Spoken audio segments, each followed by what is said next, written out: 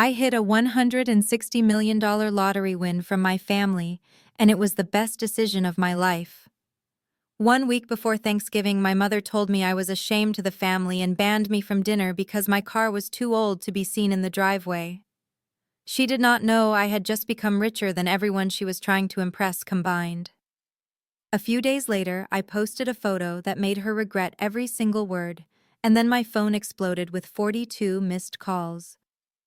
Before I tell you how I bought my family's debt and evicted them from my life, let me know where you are watching from in the comments below. Hit like and subscribe if you have ever had to hide your success just to survive your toxic relatives. My hands were shaking so violently that I nearly dropped my phone into the deep fryer. The kitchen of Le Petit Bistrot was a sweltering hellscape of steam and shouting, but in that moment, the noise faded into a dull roar. I stared at the screen again just to be sure. The numbers on my crumpled Powerball ticket matched the numbers on the website perfectly. $160 million. I felt the air leave my lungs. I was Tiana, the 29-year-old sous chef who drove a rusted Honda Civic and lived in a studio apartment with faulty plumbing. But in 1 second, everything had changed. Tiana, get your head out of the clouds and get those scallops plated now. The voice of Chef Marco boomed across the kitchen, snapping me back to reality. He was a tyrant who underpaid us and stole our tips, but today his shouting did not make me flinch. I looked up at him. Usually I would apologize and scramble to obey, but today I just stared. I folded the ticket carefully and placed it in my pocket right next to my heart. Yes, chef, I said, my voice steady. I went back to the line, but my mind was racing. I could buy this restaurant. I could buy this entire block. My shift ended at 11 at night.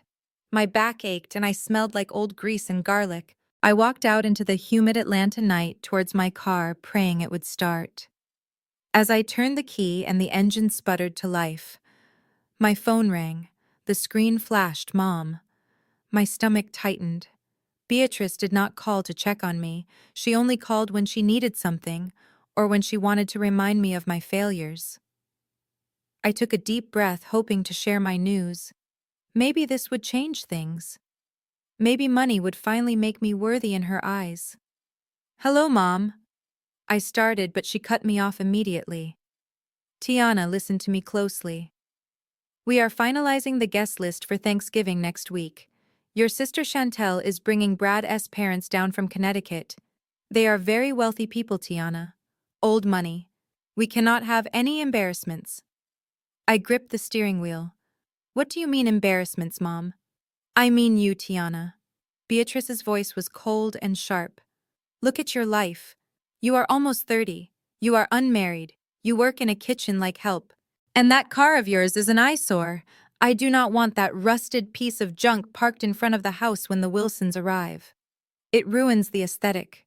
I felt tears prick my eyes, but I forced them back. So you do not want me to come. It is for the best. You have nothing to be thankful for this year anyway, do you? Stay away so you do not bring shame to your sister. Brad has a reputation to maintain, and having a sister-in-law who smells like fry oil is not part of the image. We will tell them you are working. It is not really a lie, is it? I touched the pocket where the ticket lay. $160 million. I could have told her right then. I could have screamed it into the phone. But her words replay in my head. You have nothing to be thankful for. She did not see me as a daughter. She saw me as a stain on her perfect picture. If I told her now, she would not love me. She would love the money. Okay, Mom, I said softly. I will stay away. Good. Oh, and send Chantel some money for the wine. Brad only drinks French vintages. Dawn to be cheap, Tiana. The line went dead. I sat in my dark car in the empty parking lot and laughed. It was a dry, humorless sound.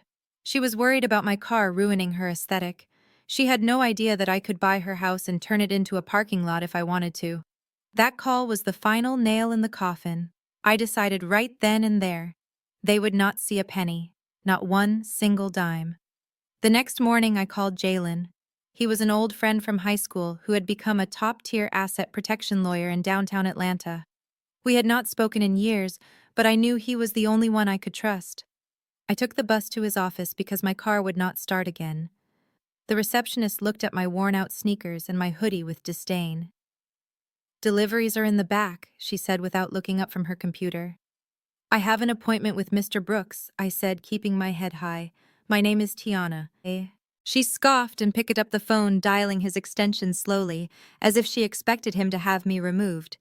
When Jalen came out, he did not look at my clothes. He looked at my face. He saw the desperation and the fire in my eyes. He ushered me into his office and closed the blinds. When I showed him the ticket, he sat down hard in his leather chair. "Tiana, do you understand what this means?" "I do, Jalen. And I know what I want. I want a blind trust. I do not want my name in the papers. I do not want my face on the news. And most importantly, I do not want my family to know. Can you do that?" Jalen looked at me with a mix of professional respect and personal concern. "In Georgia, we can keep you anonymous through a trust. But Tiana, keeping this from Beatrice and Chantel, that is going to be hard. They will smell the money." "Let them smell it," I said, leaning forward. "But they will never touch it. They banned me from Thanksgiving, Jalen. They told me I was a shame. I'm going to teach them a lesson about worth." We spent the next 4 hours signing papers. I named the trust the Phoenix Fund because I was about to rise from the ashes of my old life. Jalen set up a new bank account that no one could trace to me. He gave me a burner phone and strict instructions on how not to raise suspicion until the money cleared. As I walked out of the Skyline building into the bright afternoon sun, my old phone buzzed. It was a notification from the family group chat titled The Elite Wilsons. My sister Chantel had changed the name to impress her husband Brad. "Tiana, Mom said you are not coming to dinner, which is honestly a relief because we do not have enough chairs for the important guests anyway. But we still need your contribution." Brad ordered 3 cases of Bordeaux for the party. "Your share is $500. Send it by tonight or do not bother showing your face at Christmas either." I stared at the screen. $500. That was literally every dollar I had left in my checking account. My rent was due in 3 days. If I sent this, I would have nothing until my next paycheck or until the lottery money came through. It was a test. They wanted to squeeze me dry even while kicking me out. They wanted to see if I was still their obedient little doormat. I opened my banking app. My balance was $512. I typed in Chantel's number. I hit transfer. In the memo line, I wrote, "Funeral costs for our relationship." I hit send. My balance dropped to $12. I felt a strange sense of satisfaction. That was the last time they would ever take advantage of me. It was the price of admission to watch their world crumble. I walked toward the bus stop, but I was walking on air. I was broke in reality, but a multi-millionaire on paper. The cognitive dissonance was dizzying. As I stood on the corner waiting for the bus, a sleek silver Porsche pulled up to the red light. I recognized the license plate immediately. Brad 1. It was my brother-in-law. He was wearing sunglasses that cost more than my rent. He looked over and saw me standing there in my work clothes, waiting for public transport. He lowered the window. "Hey, Tiana," he called out, his voice dripping with mock sympathy. "Car trouble again. You know, you really should get a real job. Maybe then you could afford something that runs. Or better yet, maybe you can find a rich husband like Chantel did. Oh wait, that requires personality, doesn't it?" He laughed, revving the engine. "Need a ride?" "Oh, never mind. I just had the interior detailed, and you look like you have been rolling in flour. Happy Thanksgiving, Tiana. Try not to burn the turkey." The light turned green, and he sped off, leaving me in a cloud of exhaust fumes. I watched the Porsche disappear down Peachtree Street. A month ago, that interaction would have ruined my week. I would have gone home and cried, wondering why I was not good enough. But today I just smiled. "Drive fast, Brad," I whispered to the empty street, "because you are driving straight off a cliff." He did not know that Jalen had just run a background check on him for me. He did not know that I knew his secret. Brad was not rich. He was drowning in debt. That Porsche was leased. The house in Connecticut was mortgaged to the hilt. He was living on credit cards and lies, using my family's desperation for status to prop up his failing ego. And now I had the power to expose him. But not yet. Patience was going to be my weapon. The next morning I went to the restaurant. The money had not hit my account yet, but I knew it was coming. Chef Marco was already screaming when I walked in. "You are late, Tiana. That is a write-up. One more strike and you are out on the street. Do you hear me? You are nothing without this job." I walked over to my station. I untied my apron. I folded it neatly and placed it on the counter. The kitchen went silent. The other line cooks stopped chopping. Marco's face turned purple. "What are you doing? Get to work." "No," I said calmly. I looked around the kitchen at the grease-stained walls, the broken ventilation system, the tired faces of my co-workers who worked double shifts just to survive. "I am quitting, Marco." He laughed, a harsh barking sound. "You cannot quit. You need this money. You have rent to pay. You have that piece of junk car to fix. You will crawl back here in a week begging for your job back." I picked up my bag.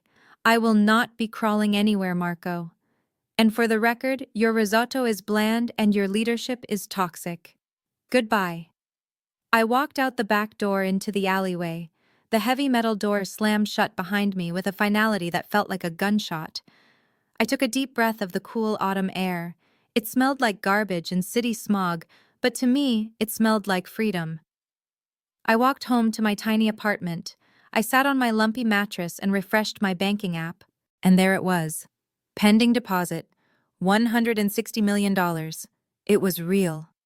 I lay back and stared at the water stains on my ceiling. For the first time in my life, I did not see the cracks. I saw potential. I saw the future. And I saw the look on my mother's face when she would realize what she had thrown away. I spent the next 3 days in a state of suspended animation. I did not go out. I did not spend money. I ate instant noodles and watched my family's social media updates. Chantel was posting non-stop about the upcoming Thanksgiving dinner. Cannot wait to host the Wilsons. So blessed to have a family that values tradition and class. Had blessed, hashtag luxury life, had no negativity. The no negativity hashtag was a direct dig at me. I was the negativity. I was the dark cloud they had removed so their sun could shine brighter. On Tuesday, Jalen called me. "Tiana, the funds have cleared. You are liquid. What is your first move?" I sat up straight. "My first move, Jalen, is to buy the building I am living in. And then I want you to make an offer on Le Petit Bistro. You want to buy the restaurant you just quit?" "Yes. Marco is in debt. He has been trying to sell for months, but no one wants it. Make him a lowball offer. I want him out by Friday." "Done." "And Tiana, what about the apartment? Why buy that dump?" "Because it is the perfect camouflage, Jalen. My family thinks I am destitute. I need them to keep believing that until I am ready to drop the hammer. I am going to buy a penthouse in Buckhead for me, but I am keeping this apartment as a stage set. When they come to laugh at me, I want them to see exactly what they expect to see." I hung up and went to my closet. I pulled out my best outfit, which was a simple black dress I had bought at a thrift store years ago. It was time to go shopping, but not for groceries. I took an Uber to the Lenox Mall, the most upscale shopping center in Atlanta. I walked into the Gucci store. The security guard tailed me immediately, his eyes scanning my cheap handbag. A sales assistant looked me up and down and turned away, pretending to fold scarves. "Can I see that bag, please?" I asked, pointing to a limited edition tote in the display case. The assistant gave me a tight, fake smile. "That bag is $4,000, miss. Perhaps you would be more comfortable checking the outlet store down the highway." I pulled out my new black titanium debit card, the one Jalen had messengered to me that morning. "I am not interested in the outlet store. I will take this bag. And those shoes. And that coat. Oh, and do you have a back entrance I can use? I do not want my family to see me carrying these bags." The assistant's eyes went wide when the transaction was approved. Suddenly, I was not a nuisance, I was a VIP. She offered me champagne. She offered to close the store for my privacy. Money really was a language that everyone understood. I left the mall with $50,000 worth of merchandise loaded into the trunk of a black car service. I had them drive me not to my apartment, but to the St. Regis Hotel in Buckhead, where I had booked the presidential suite for the week, while I looked for a permanent home. As I soaked in the marble bathtub that night, sipping champagne that cost more than my car, my phone buzzed. It was Beatrice. Tiana.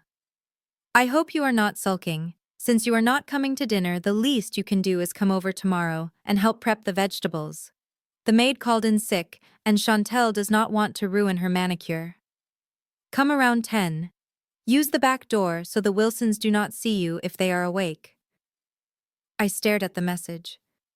They wanted me to come and work as a servant for a party I was banned from attending. The audacity was breathtaking. I sipped my champagne and smiled. I typed back. Sure, Mom. I will be there. I would go. I would play their game one last time. I would let them treat me like dirt. I would let them dig their hole so deep that they would never be able to climb out. Because when I finally revealed the truth, the fall would be that much harder. I put the phone down and walked out onto the balcony. The lights of Atlanta spread out below me like a sea of diamonds. Somewhere down there in a suburban McMansion drowning in debt, my family was sleeping soundly, dreaming of their perfect Thanksgiving. They had no idea that the turkey was not the only thing that was going to be roasted this year. Tomorrow I would put on my old clothes. I would drive my rental car that looked just like my old Honda. I would walk through their back door with my head down, and I would plant the seeds of their destruction right in their own kitchen. The game was on. I sat on the edge of my sagging mattress and picked up the small framed photograph from my nightstand. It was the only thing of real value I owned before today. Grandma Rose. She was smiling that warm, gap-toothed smile that used to make everything okay. She was the only one who ever looked at me and saw a person, not a utility. The glass was cool against my fingertips, but looking at her face brought a sudden hot wave of memory crashing down on me. The silence of my studio apartment faded, replaced by the deafening bass of a DJ and the clinking of expensive crystal. I was transported back 8 years to Chantel's 21st birthday. Beatrice had rented a ballroom at the Hyatt Regency. The theme was Winter Wonderland. Everything was white and silver and dripping in Swarovski crystals. It was the social event of the season. I remembered standing in the service corridor, wearing a scratchy black polyester vest and a white button-down shirt that was too big for me. I was not a guest. I was unpaid labor. Beatrice had told me that since I could not afford a proper gift for my sister, the least I could do was help the catering staff. Help meant working a 10-hour shift hauling trays and refilling ice buckets while my sister drank champagne and danced. I remembered the moment clearly because it was the moment I realized I was truly alone. The heavy double doors of the kitchen swung open and Beatrice marched in. She looked magnificent in a silver floor-length gown, but her face was twisted in that familiar sneer she reserved just for me. "Tiana, why is the chocolate fountain running slow?" she hissed, snapping her manicured fingers in my face. "Fix it immediately. And for God's sake, tuck your shirt in. You look like a street urchin." I scrambled to check the machine, my hands stained with chocolate. I dared to look up at her and ask a question that had been burning in my chest all night. "Mom, can I maybe come out for the cake cutting? I just want to wish Chantel happy birthday. I have a card for her." Beatrice laughed. It was a cold, sharp sound that cut deeper than any knife. "Dawn to be ridiculous, Tiana. Look at you. You do not fit in out there. These are important people. Brad's friends are there. Future investors are there. We are selling an image tonight, Tiana. And you?" She looked me up and down with pure disgust. "You are not part of the brand. Stay in the back. If anyone asks, just say you are with the agency." She turned on her heel and left the silk of her dress swishing against the dirty tile floor. I stood there alone in the hallway, listening to the muffled sound of applause and laughter as my family celebrated. I watched through the crack in the door as Chantel fed Brad a piece of cake icing smeared on her nose, laughing like she did not have a care in the world. She looked right at the door. She saw me standing in the shadows in my waiter uniform, and she just looked away. They did not see me as a daughter or a sister. They saw me as a servant who shared their last name by accident, a mistake they were trying to correct by hiding me away in the kitchen. I put the photograph of Grandma Rose back on the nightstand. My hands were steady now. That memory used to make me cry. It used to make me feel small and broken. But tonight, with a winning lottery ticket in my pocket, it made me feel something else entirely. It made me feel justified. They wanted a servant. They wanted someone to stay in the back and not ruin the image. Well, they were about to get exactly what they asked for. I would stay in the back. I would stay so far back they would not even know I was the one pulling the strings when their house of cards came crashing down. Grandma Rose always told me that the best revenge is living good. But she never told me what to do when you have $160 million to back it up. I think she would agree that it was time for the servant to become the master. I stood up and walked to the window looking out at the city lights of Atlanta. The ghost of that girl in the catering uniform faded away. She was gone. Beatrice had killed her that night at the Hyatt. The woman standing here now was someone they had never met. And by the time I was done with them, they would wish they had treated that girl in the black vest with a little more respect. The elevator dinged open onto the 35th floor of the Skyline Tower, and I immediately felt out of place. The lobby of Brooks & Associates was an intimidating expanse of polished marble and floor-to-ceiling windows that overlooked the entirety of downtown Atlanta.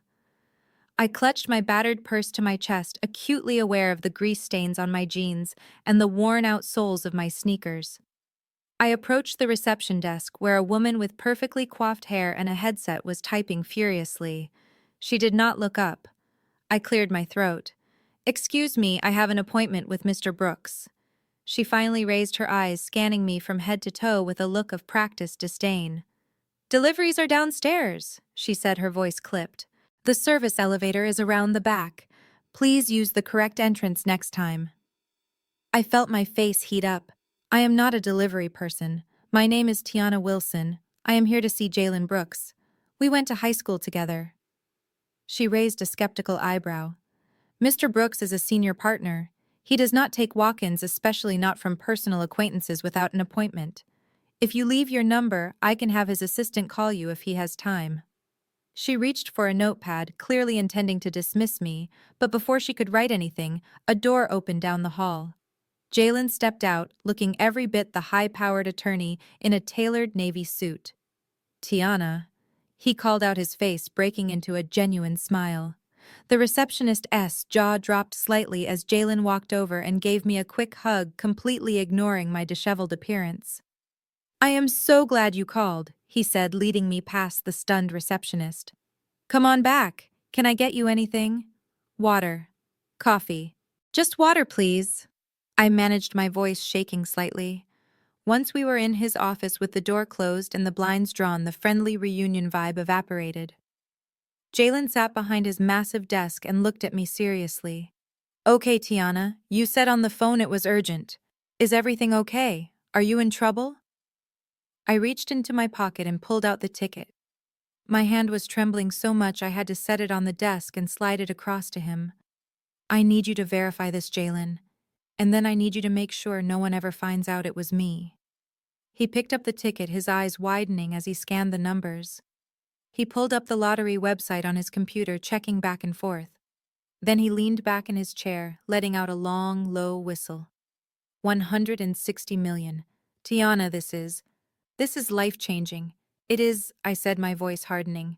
But it could also be life-ruining, Jalen. You know my family. You know my mother, Beatrice. If she finds out about this, she will drain me dry. She will guilt me, she will manipulate me, she will use every trick in the book until I am back to zero. Jalen nodded slowly. I remember. So what is the plan? I want a blind trust, I said, leaning forward. I did my research. In Georgia, you can claim lottery winnings anonymously through a trust. I want you to set it up. I want you to be the trustee. I want my name nowhere near the public record, smart Jalen said, grabbing a legal pad. Very smart. We can call it whatever you want.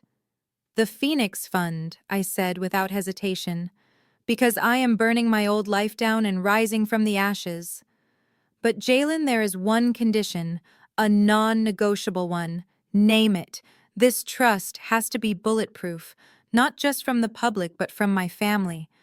If my mother or my sister Chantel or that leech Brad ever try to claim a cent, I need legal iron walls around this money.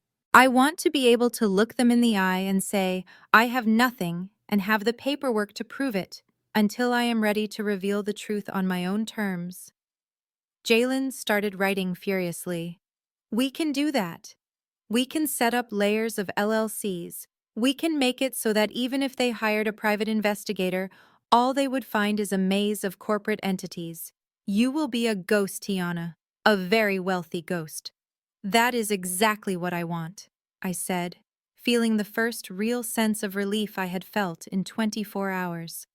Jalen looked up from his notes, his expression serious. Tiana, once we sign these papers, there is no going back. You are going to have access to resources most people only dream of.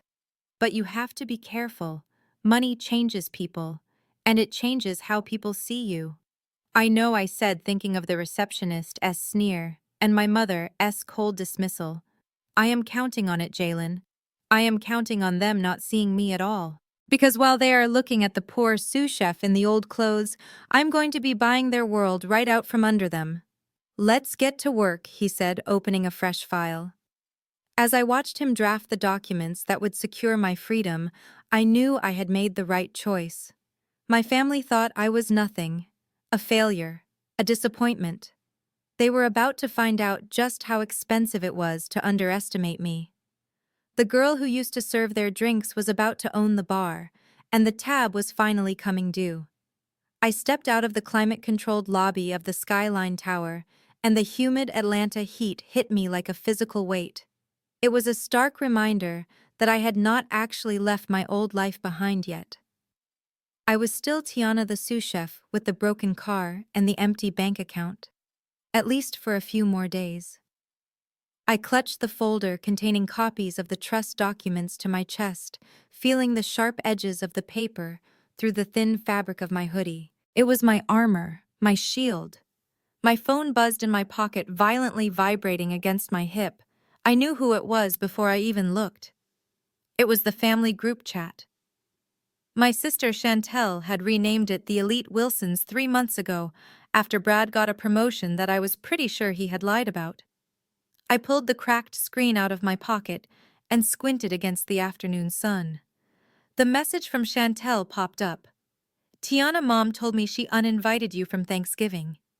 Honestly, it is probably for the best because we are tight on space and the Wilsons are bringing their own security detail. But listen, we still need your contribution for the alcohol. Brad ordered 3 cases of a specific vintage Bordeaux that his father loves. Your share is $500. Please Venmo it to me by 5 p.m. today. I do not want to have to chase you for it like last year. I stared at the screen and let out a dry, hollow laugh that caused a passing businessman to glance at me nervously. $500. They kicked me out of the dinner, told me I was an embarrassment, and in the same breath demanded I pay for the wine I would not even get to drink. It was classic Chantel. Classic Beatrice. They did not want my presence, but they felt entitled to my labor and my wallet. I opened my banking app. The balance stared back at me in mocking green numbers. $512.43. That was it.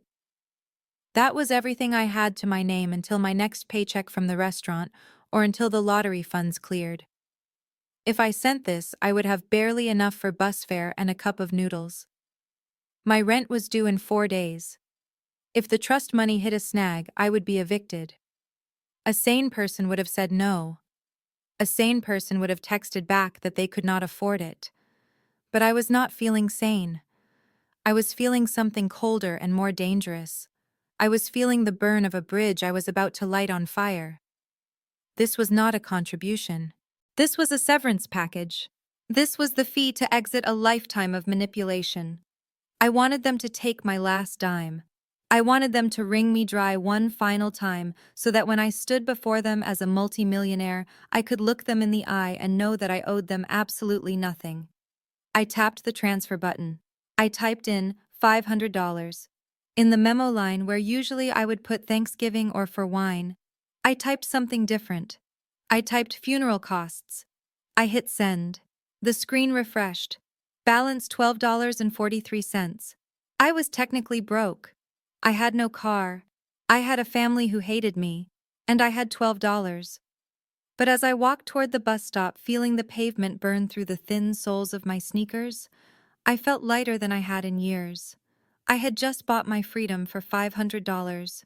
It was the best bargain of my life. Let them drink their expensive wine. Let them toast to their elite status. Let them think they had won again. They had no idea that they were drinking on the dime of the Phoenix Fund. And the Phoenix was about to rise. Smoke began to curl out from under the hood of my '99 Honda Civic like a white flag of surrender. I pounded the steering wheel in frustration. Of course it would die right now in the middle of Peachtree Street during rush hour. The air conditioning had given up 3 miles back, and sweat was trickling down my back, gluing my cheap uniform shirt to my skin. Behind me, a chorus of horns erupted. People were shouting, but I just stared at the temperature gauge, which was pegged firmly in the red zone. I was stranded. I had $12 in my bank account and a winning lottery ticket in my pocket worth $160 million. The irony was so thick I could taste it. I stepped out into the humid, exhaust-filled air to push the car to the shoulder. It was heavy, and my sneakers slipped on the asphalt. I felt eyes on me. Judgment, pity, annoyance. I put my shoulder against the hot metal and shoved, gritting my teeth. Suddenly, a low purr cut through the noise of the traffic. A sleek silver Porsche 911 pulled up alongside me, slowing to a crawl. The window slid down smoothly, revealing a man in designer sunglasses and a crisp linen suit. My stomach turned. It was Brad, my brother-in-law, the man who treated waiters like furniture and my sister like a trophy he had bought on clearance. He looked me up and down, taking in the sweat, the grease stains from the kitchen, and my hands pressed against the dirty trunk of my car. A slow, cruel smile spread across his face. Well, if it isn't Tiana. Having a little trouble with the vintage ride, are we? He chuckled, leaning an elbow out the window. I straightened up, wiping my forehead with the back of my hand. Just a minor overheat, Brad. I have it handled. Handled, he scoffed. Tiana, that thing belongs in a scrapyard. Honestly, it is an eyesore. I saw you walking to the bus stop earlier and thought things were bad, but this is just pathetic. Look, I would offer you a ride, but I just had the leather treated, and you look like you have been wrestling with a deep fryer. I said nothing. I just looked at him. I looked at the Porsche that I knew was leased. I looked at the suit that was probably charged to a maxed-out credit card. You know, he continued, checking his Rolex ostentatiously. If you need help, I can call a charity service for you. There are programs for people in your bracket, Tiana. No shame in accepting a handout when you clearly cannot function on your own. Maybe they can tow it directly to the dump where it belongs. He revved the engine, the sound echoing off the nearby buildings. Anyway, I have to run. Big investments to manage. You know how it is. Oh wait, you don't. Good luck with the heap, Tiana. Try not to block traffic for the people who actually have places to go. The light turned green and he floored it. The Porsche shot forward, leaving me coughing in a cloud of premium gasoline fumes and dust. I watched his taillights weave through traffic, arrogant and aggressive, just like him. A week ago, his words would have crushed me. I would have cried right there on the side of the road, feeling every bit the failure he wanted me to be. But today, as the dust settled on my shoes, I did not feel shame. I felt power. I knew something he did not.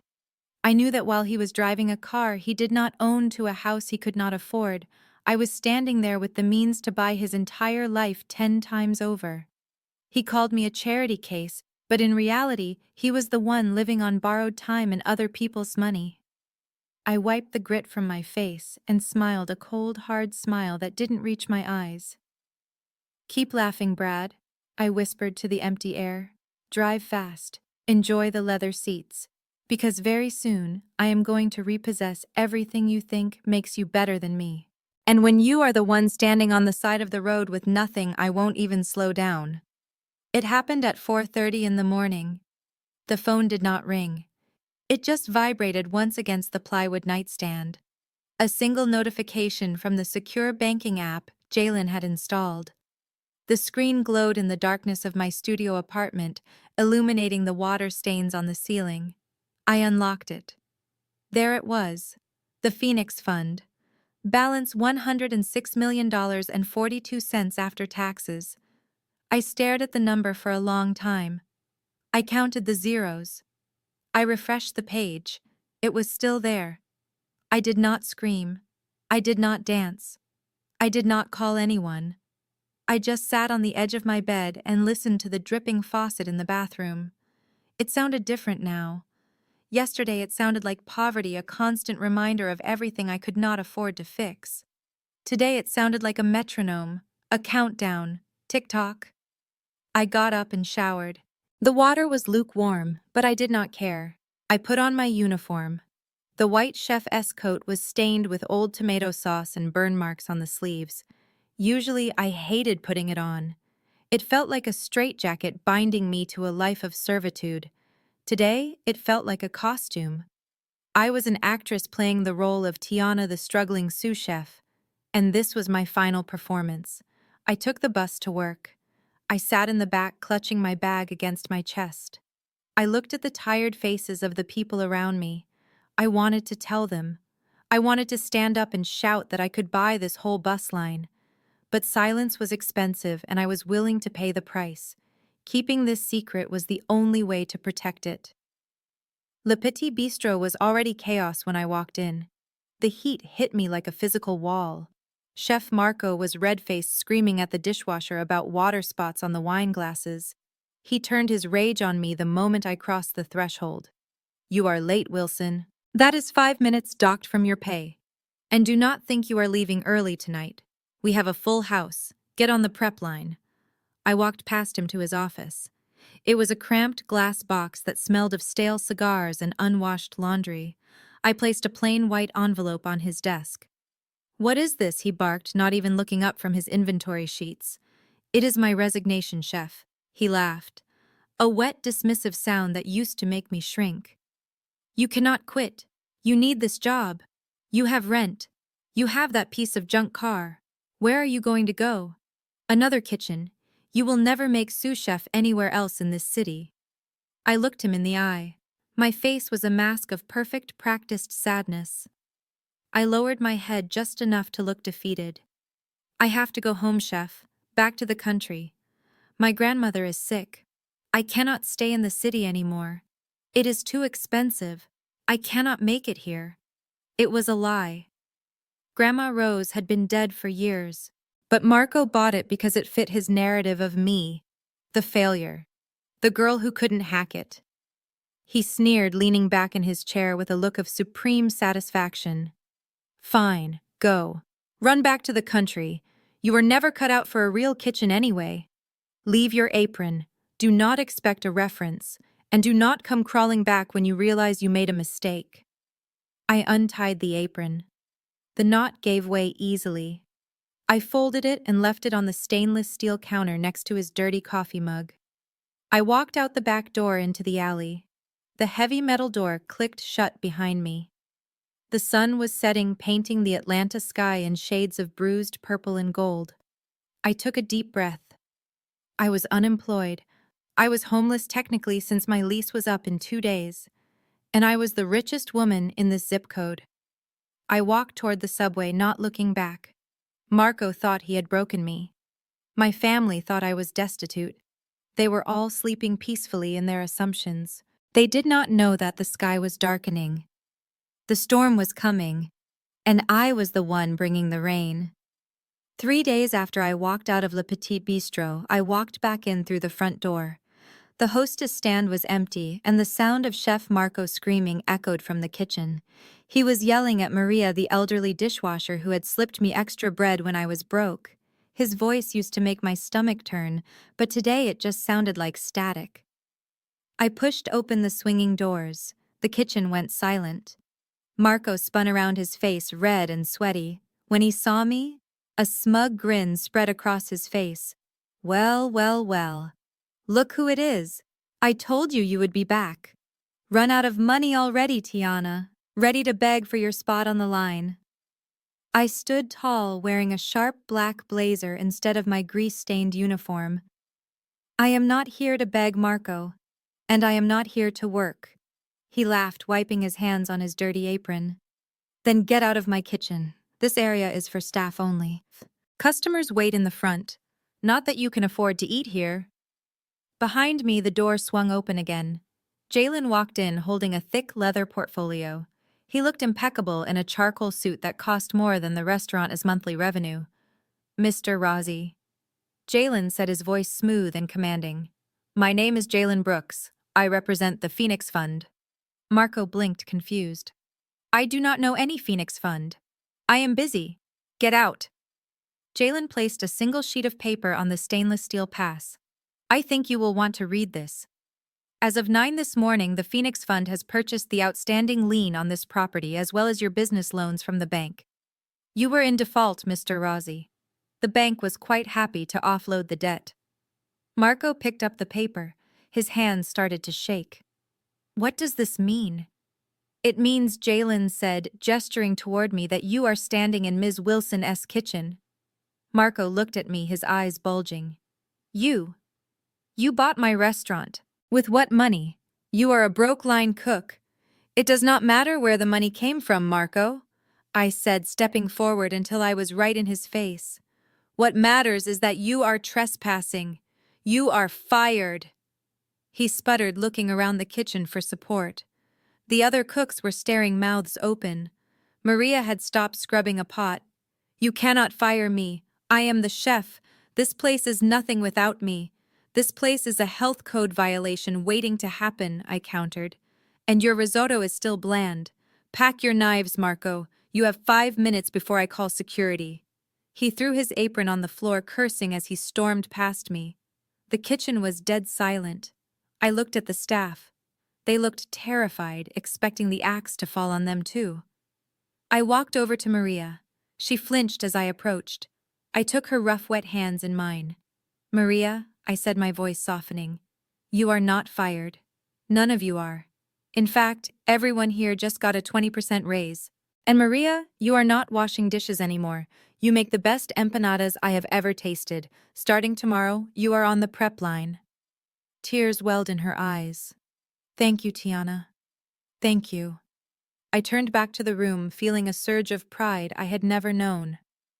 Now let's get this place cleaned up. We have a dinner service to prep for. And tonight, we are actually going to season the food. I watched through the window as Marco's car peeled out of the parking lot. 1 tyrant down, 3 to go. My family was next. The elevator ride to the 40th floor of the St. Regis residences felt like ascending to Olympus. When the doors slid open directly into the foyer of Penthouse 4004, I stepped out of my old life and into a magazine spread. The space was breathtaking. Floor-to-ceiling glass walls offered a 360-degree view of Atlanta. The city sprawled below like a circuit board of light and motion. But up here there was only silence and the scent of expensive white tea diffusers.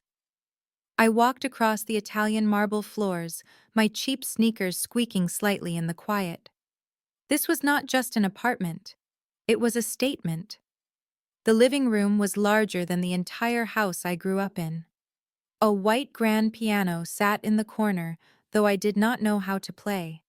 A crystal chandelier hung from the 20-foot ceiling, refracting the sunlight into 1,000 rainbows on the walls. I went to the master bedroom.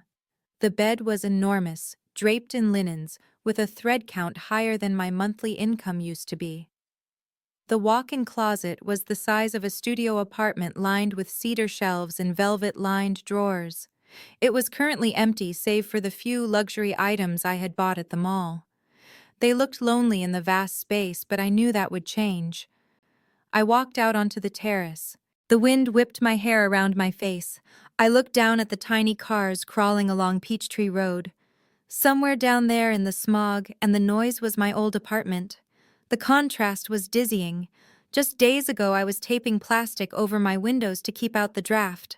Now I was standing on top of the world. But looking the part was only half the battle. I needed to act the part. If I was going to take down Brad on his own turf, I needed to speak his language. I picked up my new phone and dialed the number Jalen had given me. "This is Antoine," a smooth voice answered. "Personal styling and image consulting." "Antoine," I said, trying to sound more confident than I felt. "My name is Tiana Wilson. I need a wardrobe overhaul. Everything, from gala gowns to casual brunch wear. And I need it by Thursday." "Thursday. That is very short notice, mademoiselle. I am fully booked until next month." "I am willing to pay triple your rate," I said, cutting straight to the point. "And I need a crash course in wine, specifically French vintages. Do you know a sommelier?" There was a pause on the line. I heard the tap of keys. "I can move some things around. And yes, I know the best sommelier in the city. When would you like to start?" "Now," I said. "I want you here in an hour." I hung up and walked back into the living room. I sat on the plush velvet sofa and poured myself a glass of water from a crystal decanter. It tasted exactly the same as tap water, but it felt different. It felt like power. I pulled out my notebook. I had a list. Wine, fashion, etiquette. I was going to learn it all. Brad prided himself on his refined taste. He loved to make me feel small by using words I did not understand and ordering wines I could not pronounce. Well, he was in for a surprise. By the time I walked into that Thanksgiving dinner, I would know the difference between a Bordeaux and a Burgundy better than he did. I was going to beat him at his own pretentious game. The doorbell rang. It was Antoine. My education was about to begin, and I was going to be the valedictorian of vengeance. The phone buzzed against the cold marble of my kitchen island, disrupting the quiet hum of the sub-zero refrigerator. It was Beatrice. I let it ring 3 times before sliding my thumb across the screen. I put it on speaker so the sound would fill the empty cavernous space of the penthouse. "Tiana, honey," Beatrice chirped. Her voice was coated in a layer of artificial sweetener so thick it was almost nauseating. It was the voice she used when she wanted something.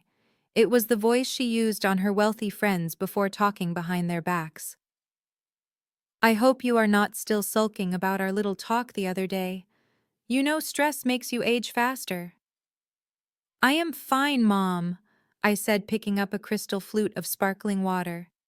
"What do you need?" "Well, we have had a complete disaster. A catastrophe, really. Mrs. Higgins, the housekeeper, called in sick. Can you believe the audacity? 2 days before Thanksgiving, and she claims she has the flu. It is so unprofessional." I took a sip of water.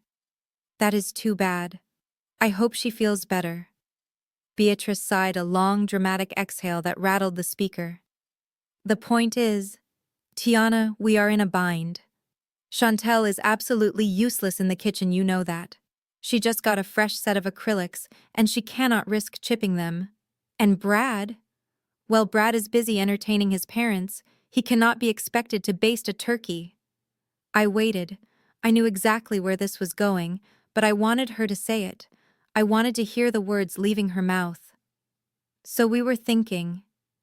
Beatrice continued, her voice dropping to a conspiratorial whisper. "Since you are not doing anything anyway, why don't you come over and help out? You know the kitchen. You know how to cook. It would really save the day. Plus, Brad loves your mac and cheese. He says it is the only thing you are good for." She laughed, a little tinkling sound that made my skin crawl. "So I am invited to dinner then?" I asked, keeping my voice perfectly neutral. There was a sharp intake of breath on the other end. "Oh, Tiana, let us be realistic. The dining room table only seats 12 and we are fully booked with the Wilsons and their associates. It would be incredibly awkward to squeeze a folding chair in. It ruins the flow. But you can fix yourself a plate and eat in the breakfast nook. Or take some leftovers home. It is certainly better than whatever you were planning to eat alone in that little apartment." I looked down at my hand. I was wearing a diamond bracelet I had bought an hour ago just to see how it felt. It sparkled under the recessed lighting. My mother was asking me to come and be an unpaid servant at a party I was banned from attending. She was asking me to cook for people who despised me and then eat scraps in the corner like a dog. Any other day, I would have hung up. I would have screamed. But today was not any other day. Today, I was a hunter, and she had just invited me into the den. "Okay, Mom," I said. "I will do it." "You will?" She sounded shocked. "Yes. I will be there at 6 in the morning to start the prep. I will handle everything. You won't even know I am there." "Good," Beatrice said, her relief palpable. "That is the least you can do after all the stress you have caused me. And Tiana, please wear something decent. Do not show up looking like a hobo. Use the service entrance around the side. We do not want the Wilsons seeing you come in the front door." I hung up the phone. I walked over to the pile of shopping bags from my spree at Lenox Mall. I pushed aside the Gucci and the Prada.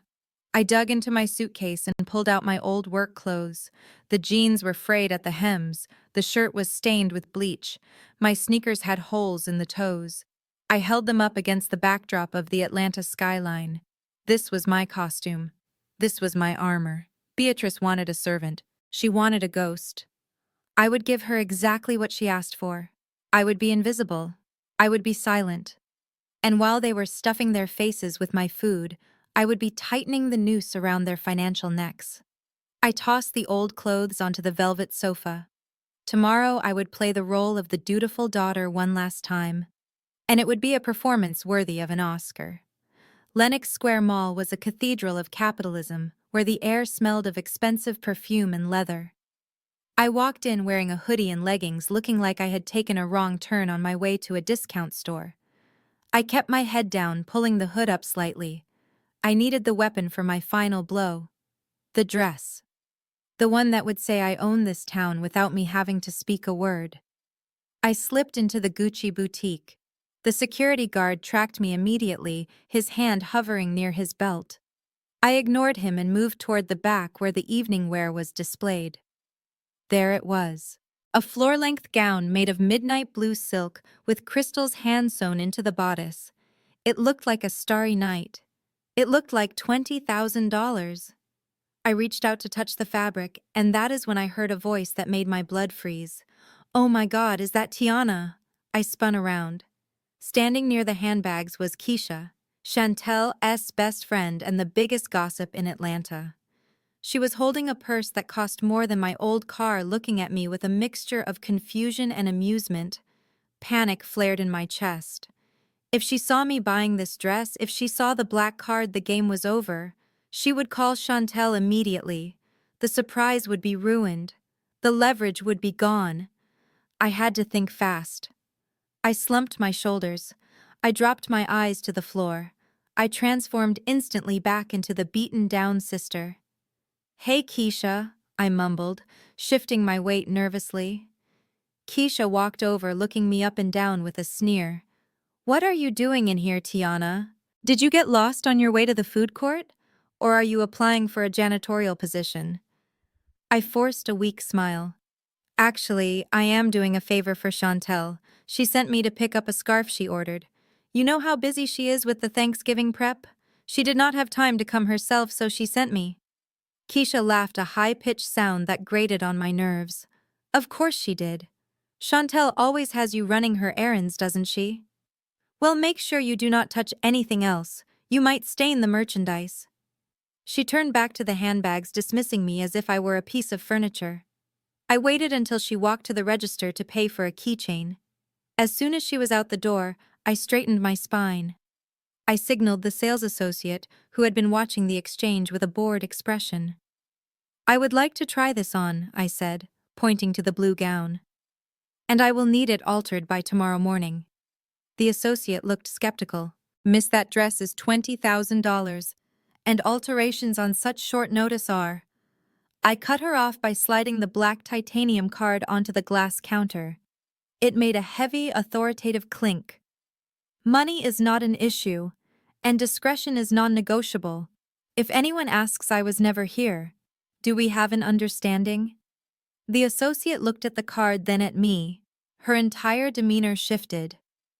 "Right this way, ma'am. We have a private fitting room in the back." I walked into the velvet-lined room, leaving my old life at the door. Keisha thought I was an errand girl. Chantel thought I was a servant. They saw what they wanted to see. But as the silk slid over my skin, cool and expensive, I looked in the mirror. I did not see a servant. I saw a queen preparing for her coronation, and the crown was already paid for. I parked my rental car, which I had specifically chosen because it looked just like my old Honda, around the block, so no one would see the temporary plates. I walked to the back door of my mother's house, my head down, my posture slumped. I was in character. I pushed open the door to the kitchen. It was already a disaster zone. Pots were piled in the sink, vegetable peelings covered the floor. Beatrice was frantically trying to arrange a floral centerpiece, her face tight with stress. "You are late," she snapped, not even looking up. "The potatoes need peeling, and do not make a mess, Tiana. The Wilsons are in the living room, and I do not want them smelling onions." I put my bag in the corner and started working. The familiar rhythm of the kitchen took over. Chop, peel, slice. But my ears were tuned to the voices drifting in from the living room. Brad's voice was loud and booming. "The market is volatile right now, Dad, but I have got a handle on it. These crypto investments are going to pay off big. Triple returns by Christmas." His father, a man with a voice like gravel, chuckled. "Just make sure you are diversified, son. You know how these things go." I walked out to the dining room to set the table. They were all sitting there. Brad, his parents, and Chantel. They looked like a tableau from a country club brochure. Linen suits, pearls, and fake tans. Brad looked up and saw me. He did not smile. He did not say hello. He just pointed at his shoes. "Hey, Tiana, since you are already down there, grab a rag and give these a shine, would you?" I stepped in a puddle on the way in, and I cannot greet the guests with muddy loafers. The room went silent. Chantel giggled nervously. Beatrice looked horrified, but not at Brad. She was horrified that I might say no. "Brad? Honey, maybe Tiana is busy," Chantel murmured. "Busy doing what?" Brad scoffed. "Peeling potatoes. She is here to help, right? That is what help does." I looked at Brad. I looked at his expensive Italian loafers that were probably leased just like his car. I felt a burning rage in my chest, but I tamped it down. This was part of the plan. Let them dig. Let them dig until they hit bedrock. I walked back into the kitchen. I grabbed a clean rag. I walked back out. I knelt down in front of Brad. The humiliation was physical. It felt like a weight on my shoulders. I wiped the mud from his shoes. I polished the leather until it shone. "There," I said, standing up, "good as new." Brad didn't even look at me. He just went back to talking about his investments. "Thanks," he muttered. "Now get me a scotch, and make it a double." I walked back into the kitchen. My hands were shaking, not from fear but from adrenaline. I had just polished the shoes of a man who was drowning in debt while I had $100 million in the bank. The power dynamic in the room was so twisted it was almost funny. I poured the scotch. I spit in it. Just a little. Childish, maybe. But it made me smile. "Here you go, Brad," I said, placing the glass on the coaster. "Enjoy." He took a sip and grimaced. "Cheap stuff, Beatrice. You really need to upgrade your bar if you want to play in the big leagues." I walked back to the kitchen and picked up my knife. The potatoes were waiting, and so was my revenge. Every insult, every order, every dismissive glance was just fuel for the fire. and tomorrow I was going to burn this whole house down. I stood alone in the heat of the kitchen stirring the heavy pot of bechamel sauce. The air was thick with the smell of roasting turkey and sage. But beneath the familiar aromas of Thanksgiving lay a heavy silence. I was in the house I grew up in, but I felt like a ghost haunting the hallways. Beatrice and Chantel were in the living room, laughing loudly at something Brad had said. Their laughter sounded tinny and desperate through the swinging door. I turned down the heat on the stove and reached into the pocket of my frayed jeans. I pulled out a small glass vial corked at the top. Inside lay a pinch of deep crimson threads. It was Iranian Sargol saffron, the highest grade in the world. I had bought it yesterday at an international specialty market in Buckhead. This tiny jar cost $300. It was worth more than the entire spread of food sitting on the counter. I uncorked the vial. The scent drifted up earthy and metallic with a hint of honey. This was my secret signature, a test. Brad claimed to be a man of the world, a connoisseur of fine things. If he was who he said he was, he would recognize the flavor immediately. If he was the fraud I suspected he was, he would not even notice. I sprinkled the red threads into the creamy white sauce, watching them bleed a rich golden yellow into the mixture. It was a private joke, a way of injecting my true net worth into a meal they thought was charity work. I was feeding them gold and they thought they were eating dust. The kitchen door swung open with a bang. I quickly shoved the empty vial back into my pocket. Chantel breezed in, holding a half-empty glass of wine. She looked me up and down, her eyes landing on the pot I was stirring. "What are you doing, Tiana?" she asked, wrinkling her nose. "I am just finishing the sauce for the side dish," I said, keeping my voice low and submissive. Chantel stepped closer, peering into the pot. She saw the flecks of red saffron swirling in the yellow cream. Her face twisted in disgust. "Ew, what is that red stuff? Is that dried grass? Did you bring that from your apartment? It is just a little seasoning, Chantel, to give it color." She let out a scoff that was pure condescension. "Listen to me, Tiana. Do not put your cheap expired spices in Brad's food. He has a very refined palate. He is used to eating at five-star restaurants, not whatever greasy spoon diner you work at. If you ruin this dinner with your bargain bin herbs, Mom will kill you." I looked at my sister. I looked at her acrylic nails that were probably done on credit. I looked at her dress that was a season old. She was lecturing me about refinement while standing in a kitchen that smelled like desperation. "It is not cheap, Chantel," I said, fighting the urge to smile. "It is actually quite special." Whatever, she snapped, turning away.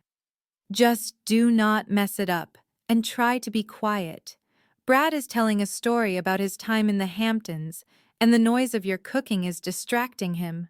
She walked out, letting the door slam behind her. I turned back to the stove. I stirred the sauce, watching the gold swirl and dance. She called it cheap trash. She had no idea she was looking at the most expensive ingredient in the house. "Eat up, Chantel," I whispered to the bubbling pot. "Enjoy the taste of everything you can never afford. Because after today, this is the closest you are ever going to get to a life of luxury." I was carrying a tray of polished silverware past the heavy oak door of my father's old study when a sound stopped me dead in my tracks. It was Brad, but it was not the booming, confident baritone he used at the dinner table to impress my mother. It was a high, thin whisper laced with panic. The door was cracked open just an inch, and through the gap I could see him pacing back and forth, his hand running through his perfectly gelled hair, messing it up in a way that would have horrified him if he noticed. I stepped closer, pressing my back against the wall next to the doorframe. I held my breath, making myself as small and invisible as the servant they treated me like. "Please, you have to give me until Monday," Brad hissed into his cell phone. "I am good for it. You know I am good for it. The wire transfer is stuck in escrow. It happens all the time with international accounts." There was a pause. Whoever was on the other end was clearly not buying his story. Brad's voice rose in pitched desperation, cracking the veneer of his cool exterior. "Do not come to the house. Do not you dare come here. My in-laws are here. If you show up, you get nothing. Do you hear me? 0. I need 3 days. Just 3 days to liquidate some assets. I slowly set the silver tray down on the hallway table, moving with the agonizing slowness of a bomb technician to ensure the metal did not clink. I pulled my phone from the pocket of my stained jeans. My hands were steady. I opened the voice memo app and pressed the big red button. I held the phone up to the crack in the door. Listen to me, Tony. Brad pleaded, his voice shaking. I have a lead on a new investor. Family money. They are gullible. I just need to get them to sign the papers. Once I have their buy-in, I will pay you double. Just keep your goons away from my house. My blood ran cold. He was talking about my parents. He was talking about Beatrice and her desperate need to be part of the elite. He was planning to drain them dry to pay off a loan shark named Tony. The Porsche, the suits, the expensive wine, it was all a lie. He was not a financial genius. He was a con artist in a leased suit. Suddenly, I heard the click-clack of heels approaching from the living room. It was Chantel. I quickly slid my phone back into my pocket and picked up the tray, my heart hammering against my ribs. Brad shifted instantly. I heard him hang up the phone. Hey, babe, he called out, his voice suddenly smooth and deep again, the panic vanishing like a magic trick. Just finishing up a call with the partners in London. This merger is a beast, but the payout is going to be massive. Chantel breezed past me without even glancing in my direction. To her, I was just part of the furniture. She pushed open the study door, beaming at her husband. Brad, honey, come join us. Dad is opening the scotch and he wants to ask you about that tech stock you mentioned. He is ready to write the check. I will be right there, Princess Brad said, flashing a smile that did not reach his terrified eyes. Just closing the deal. I watched them for a second longer. Brad kissed Chantel on the forehead. He looked like the perfect husband, the perfect son-in-law. But I knew the truth. I felt the phone burning in my pocket. I had him. I had the receipt. I walked back to the kitchen, the silver tray heavy in my hands. But my spirit felt light. Brad was not just annoying, he was a parasite. And now I held the pesticide. I would not use it yet. I would wait until the moment was perfect, until everyone was watching, until he had nowhere to run. Beatrice wanted a memorable Thanksgiving. I was going to give her one she would never forget. The clock on the microwave blinked midnight. My back was screaming, and my hands were raw from scrubbing pans, but the kitchen was finally spotless. The turkey was brine, the sides were prepped, and the silver was polished to a mirror shine. I had spent 6 hours working as an unpaid servant in a house where I wasn't even welcome to sit down. Beatrice walked in, a glass of wine in her hand. She looked around the kitchen, her eyes scanning for flaws. Finding none, she let out a sigh that sounded more like disappointment than relief. Well, it looks acceptable, she said, taking a sip of wine. At least you did not burn anything, though I suppose basic competence is the minimum expectation. She walked over to the counter where a plastic grocery bag sat. It was bulging and greasy. She picked it up with 2 fingers as if it were contaminated. Here, she said, tossing it at me. I caught it instinctively. It was warm and smelled of stale grease. Take this. It is some of the trim from the roast and the vegetables that were not pretty enough for the platter. You can make a soup or something. No point in wasting it on the dog when you probably have nothing in your fridge. I looked at the bag. Scraps. She was giving me literal garbage wrapped in a plastic bag and calling it generosity. This was my payment. This was my value in her eyes. The leftover bits that were not good enough for the people who mattered. Thanks, Mom, I said, my voice flat. Done to mention it, she replied, turning her back to me to rinse her glass. And listen, Tiana. Tomorrow. Do not come too early. The Wilsons like to sleep in and have a quiet breakfast. I do not want you banging around in the kitchen disturbing them. Come around 11, use the side door, and for heaven's sake, try to do something with your hair. You look like you just rolled out of bed. I tightened my grip on the bag. 11, use the side door, fix your hair. Every command was a reminder of my place. But as I looked at her back at the hunched shoulders of a woman who was trying so hard to be something she wasn't, I felt a strange flicker of pity. She was so small, so petty, and she had no idea that the daughter she was dismissing was about to eclipse her entire existence. "I will be there, Mom," I said, "but I want to be using the side door." What she asked, turning around, her brow furrowed. Nothing, I said quickly, just, "Happy Thanksgiving." I walked out the back door, into the cool night air. The darkness wrapped around me like a blanket. I walked down the driveway, past the leased Porsche, past the manicured lawn that was mortgaged to the hilt. I reached the large green trash cans at the end of the driveway. I lifted the lid. I looked at the bag of scraps in my hand. I did not need her charity. I did not need her leftovers. I dropped the bag into the bin. It landed with a dull thud next to a discarded wine bottle. I walked to my rental car parked in the shadows down the street. I got in and started the engine. The heater kicked on, blasting warm air onto my cold hands. I drove away, leaving the house behind me in the rearview mirror. It looked small from a distance. Just a house. Not a fortress. Not a prison. Just a building filled with people who were about to have the worst day of their lives. I drove toward Buckhead, toward the St. Regis, toward a bed that cost more than my mother's car. I was done eating scraps. Tomorrow I was feasting. And the main course was going to be the truth. The sun rose over Atlanta, casting its golden light on two very different worlds. In the suburbs, the alarm clock at my mother's house screamed at 6 in the morning. Beatrice rolled out of bed, her hair in rollers, her face slathered in night cream. She marched downstairs expecting to smell coffee and roasting poultry. Instead, she smelled stale air and panic. The kitchen was cold. The 20-pound turkey sat in the sink rock hard and frozen solid. I had not taken it out of the freezer before I left last night because, frankly, that was not my job. Beatrice let out a shriek that woke the dog. "Chantel, get down here!" she screamed up the stairs. Chantel stumbled into the kitchen wearing a silk sleeping mask pushed up on her forehead. "What is it, Mom?" "It is 6 a.m. The bird is frozen," Beatrice hissed, poking the icy carcass. "And where is Tiana? She said she would be here to prep. Call her. Tell her to get here now." 10 miles away in the master suite of the St. Regis penthouse, I woke up to the sound of Miles Davis playing softly on the surround sound system. The blackout curtains parted silently at the touch of a button, revealing the city skyline bathed in morning mist. I stretched my limbs, sinking deeper into the Egyptian cotton sheets. There was no screaming. There was no frozen turkey.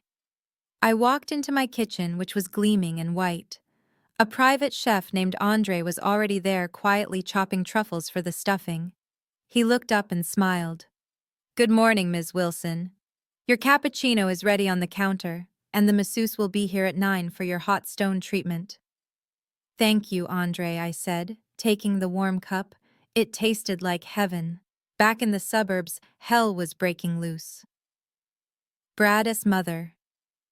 Mrs. Wilson walked into the kitchen clutching her pearls. She looked at the unmade coffee pot and the frozen turkey with the kind of judgment that could peel paint. "Oh dear," she said, her voice dripping with condensation. "I assumed breakfast would be ready. In Connecticut, we usually have a light quiche by now. And is that the bird? It looks rather solid." Beatrice's smile was a rictus of terror. "Oh, just a minor delay, Eleanor.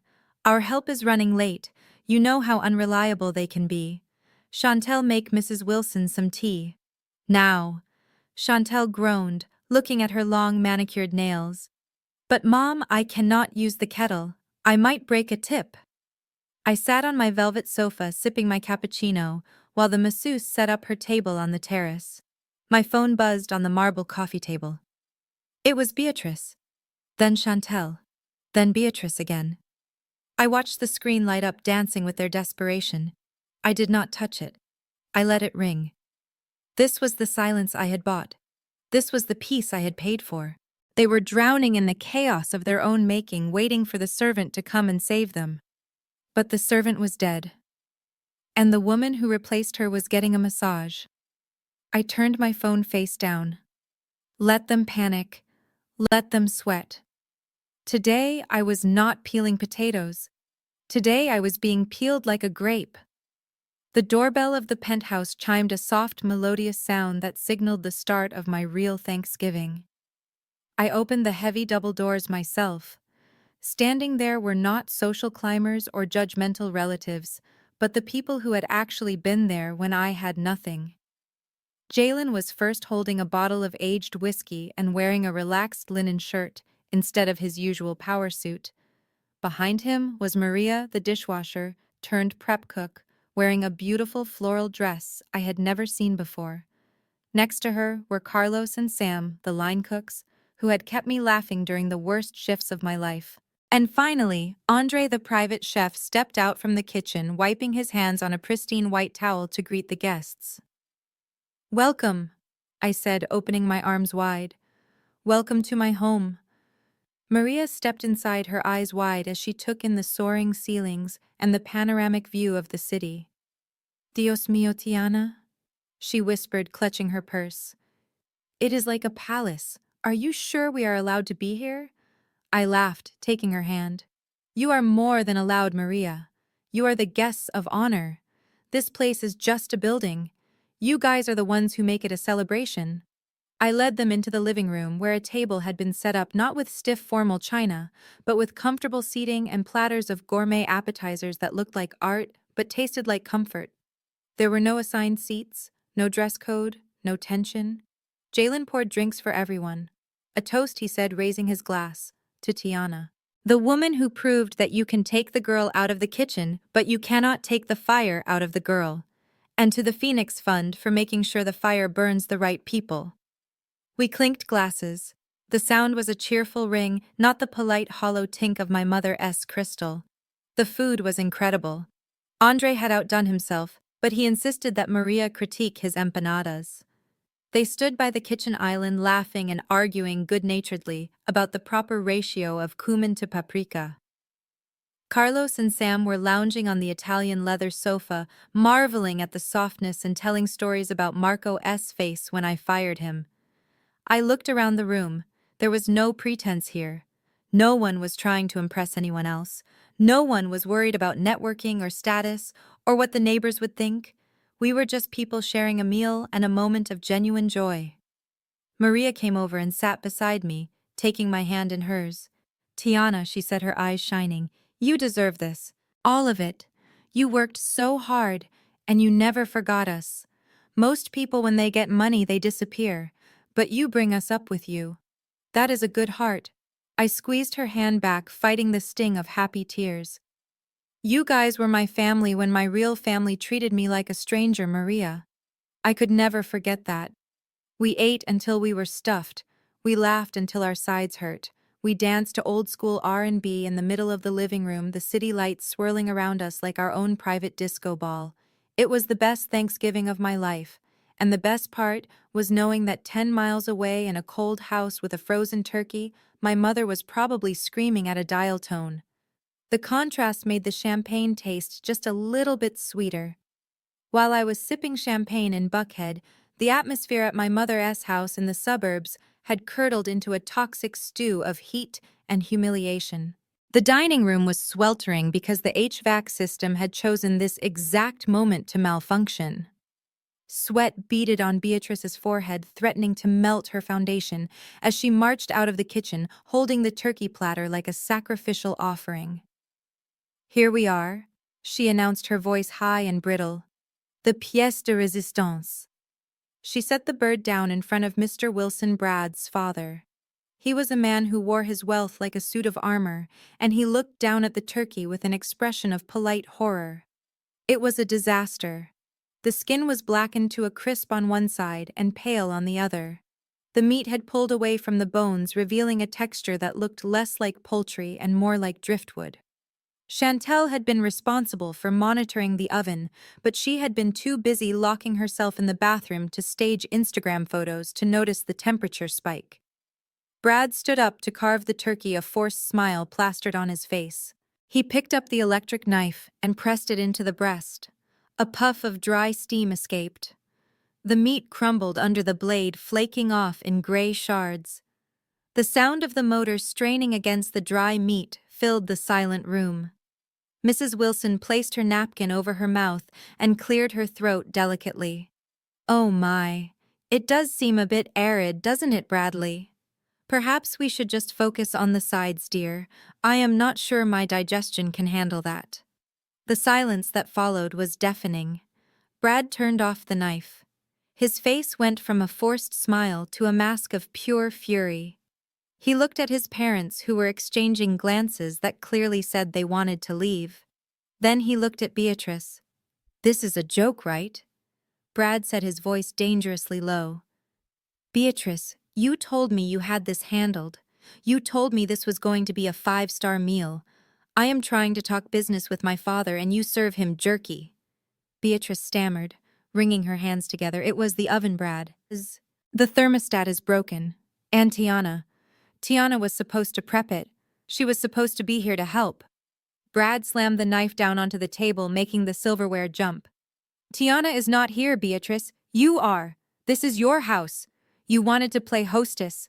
Well, you are failing. Fix this. Go in there and find something my parents can actually eat without breaking a tooth. Or so help me, I will walk out of here and take the grandkids with me." He stormed out onto the patio, leaving the sliding door open. A gust of hot air blew in. Mrs. Wilson took a sip of her water, looking at the ceiling. Chantel shrank into her chair, terrified. Beatrice stood there, vibrating with humiliation. She had been shamed in her own home in front of the people she desperately wanted to impress. She needed a scapegoat. She needed someone to blame for her incompetence. She marched into the kitchen, her heels clicking angrily on the tile. She grabbed her phone and dialed my number. I watched the call come in on my screen in the penthouse, but I did not answer. Beatrice screamed into her phone, leaving a voicemail that would become my favorite piece of evidence. "Tiana, where the hell are you? You ungrateful little wretch. This is all your fault. If you had come here to do your job like a dutiful daughter instead of being selfish, the turkey would be fine. You ruined Thanksgiving, Tiana. You ruined everything. Pick up the phone right now, or I swear I will come over there and drag you here myself. You are nothing but a disappointment." She slammed the phone down onto the counter, unaware that her reign of terror was about to end. She thought she was the victim. She had no idea she was about to become the entertainment. The phone buzzed against the white Calcutta marble of the coffee table like an angry hornet trapped in a jar. It was a violent, intrusive sound that cut through the smooth jazz playlist and the gentle clinking of crystal glasses. I looked down at the screen. 42 missed calls. It was a number so absurd it almost looked like a glitch. But I knew better. It was Beatrice. She was spiraling. She was losing control. And her instinct when losing control was to reach out and strangle the nearest thing she thought she owned. Me. Maria stopped laughing mid-sentence. She looked at the vibrating phone, then at me, her eyes wide with concern. "Dios mío, Tiana," she whispered. "Is everything okay? Do you need to answer that?" I picked up the phone. The screen was hot to the touch. I looked around the room at the faces of the people who actually cared about me. Jalen was watching me closely, his glass of whiskey paused halfway to his mouth. Andre was wiping down the counter, but his eyes were fixed on me. They knew my story. They knew where I came from. But they had never heard the beast itself. "I think you all need to hear this," I said, my voice calm and steady. "I think you need to understand exactly why I am not sitting at that table in the suburbs right now." I tapped the screen. I ignored the incoming call and went straight to the voicemail she had just left. I turned the volume all the way up and placed the phone in the center of the table next to a platter of truffle arancini. The room went deadly silent. Beatrice's voice filled the penthouse, shrill and distorted by rage. "Tiana, you ungrateful little wretch! Where are you? The Wilsons are staring at us. The turkey is inedible because you were too selfish to come do your job. You ruined Thanksgiving. You bring nothing but shame to this family. I should have left you in that studio apartment to rot. Do not bother coming to Christmas. You are dead to us. Do you hear me? Dead. The message ended with a beep that sounded like a flatline. The silence that followed was heavy and thick. Maria covered her mouth with her hand, tears standing in her eyes. She talks to you like that. Like you are a dog. Worse than a dog, I said, picking up the phone. A dog she would feed. Me, she just kicks. Jalen set his glass down with a sharp clack. He stood up and walked over to the floor-to-ceiling window, looking out at the city lights. He turned back to me, his expression fierce. Tiana, enough is enough. You have played the pauper. You have played the servant. You have let them walk all over you because you thought it would make the reveal sweeter. But this is abusive. He walked over and put a hand on my shoulder. It is time, Tiana. Stop protecting them with your silence. Stop hiding in the shadows. You own this town now. It is time to let them know exactly who they just called a failure. Show them, Tiana. Show them everything. I looked at Jalen. I looked at Maria, who was nodding fiercely. I looked at the phone in my hand. It buzzed again. Another call from Beatrice. I did not answer. Instead, I opened the camera app. I walked out onto the balcony where the cool night air whipped at my hair. I looked at the view. I looked at the life I had built in a week. Jalen was right. The game of hide and seek was over. It was time for show and tell. I am going to post it, I said, turning back to the room. I am going to post the picture that burns their world down. Jalen smiled a wolfish grin. Make sure you get the car keys in the shot. I lifted the phone, I composed the frame, and I prepared to send a nuclear missile straight into the heart of my mother's dining room. I stepped out onto the terrace of the penthouse. The Atlanta air was cooling rapidly, but the fire in my veins kept me warm. The sun had dipped below the horizon, leaving streaks of violet and indigo across the sky that perfectly matched the midnight blue silk of my Gucci gown. I walked to the edge of the balcony and placed my hands on the cold stone railing. Below me, the city was waking up for the night, a grid of golden lights that stretched to infinity. Jalen followed me out, holding my phone. Are you ready? He asked. I am ready, I said. I turned my back to the city so the skyline would frame me like a halo. I picked up the crystal flute filled with vintage champagne. The bubbles caught the light like tiny diamonds. I reached into my pocket and pulled out the heavy weight of the Ferrari key fob. I placed it casually on the small marble table next to me, making sure the prancing horse logo was catching the light. This wasn't vanity. This was evidence. I didn't smile like a girl having fun. I smiled like a woman who had just won a war. I tilted my head back slightly, letting the breeze catch the expensive blowout Antoine had given me. I looked straight into the camera lens. I wasn't looking at the phone. I was looking at Beatrice. I was looking at Chantel. I was looking at Brad. Take it, I whispered. Jalen snapped a series of photos. He lowered the phone and looked at the screen. Tiana, this is lethal. You look like you own the sky. He handed me the phone. I scrolled through them until I found the one. It was perfect. The dress shimmered like liquid night. The champagne looked like liquid gold. The car keys were a subtle but unmistakable promise of power. And my face. My face didn't look like Tiana the sous chef. It looked like Tiana the tycoon. I opened Instagram. I selected the photo. My thumb hovered over the caption box. I typed slowly, savoring every letter. Thankful for cutting out the toxicity. First Thanksgiving in my new home. New life, Hajj, blessed Naut owner. I didn't block them. I didn't hide it from their view. I wanted them to see it. I wanted Chantel to see it while she was scrolling in the bathroom to avoid cleaning up. I wanted Brad to see it and choke on his dry turkey. I pressed post. The progress bar zipped across the top of the screen. Posted. It was done. The missile was in the air. There was no taking it back. I set the phone down on the table next to the keys. I picked up my champagne and took a long, slow sip. It tasted like victory. Inside, the party was still going. Maria was dancing. Carlos was laughing.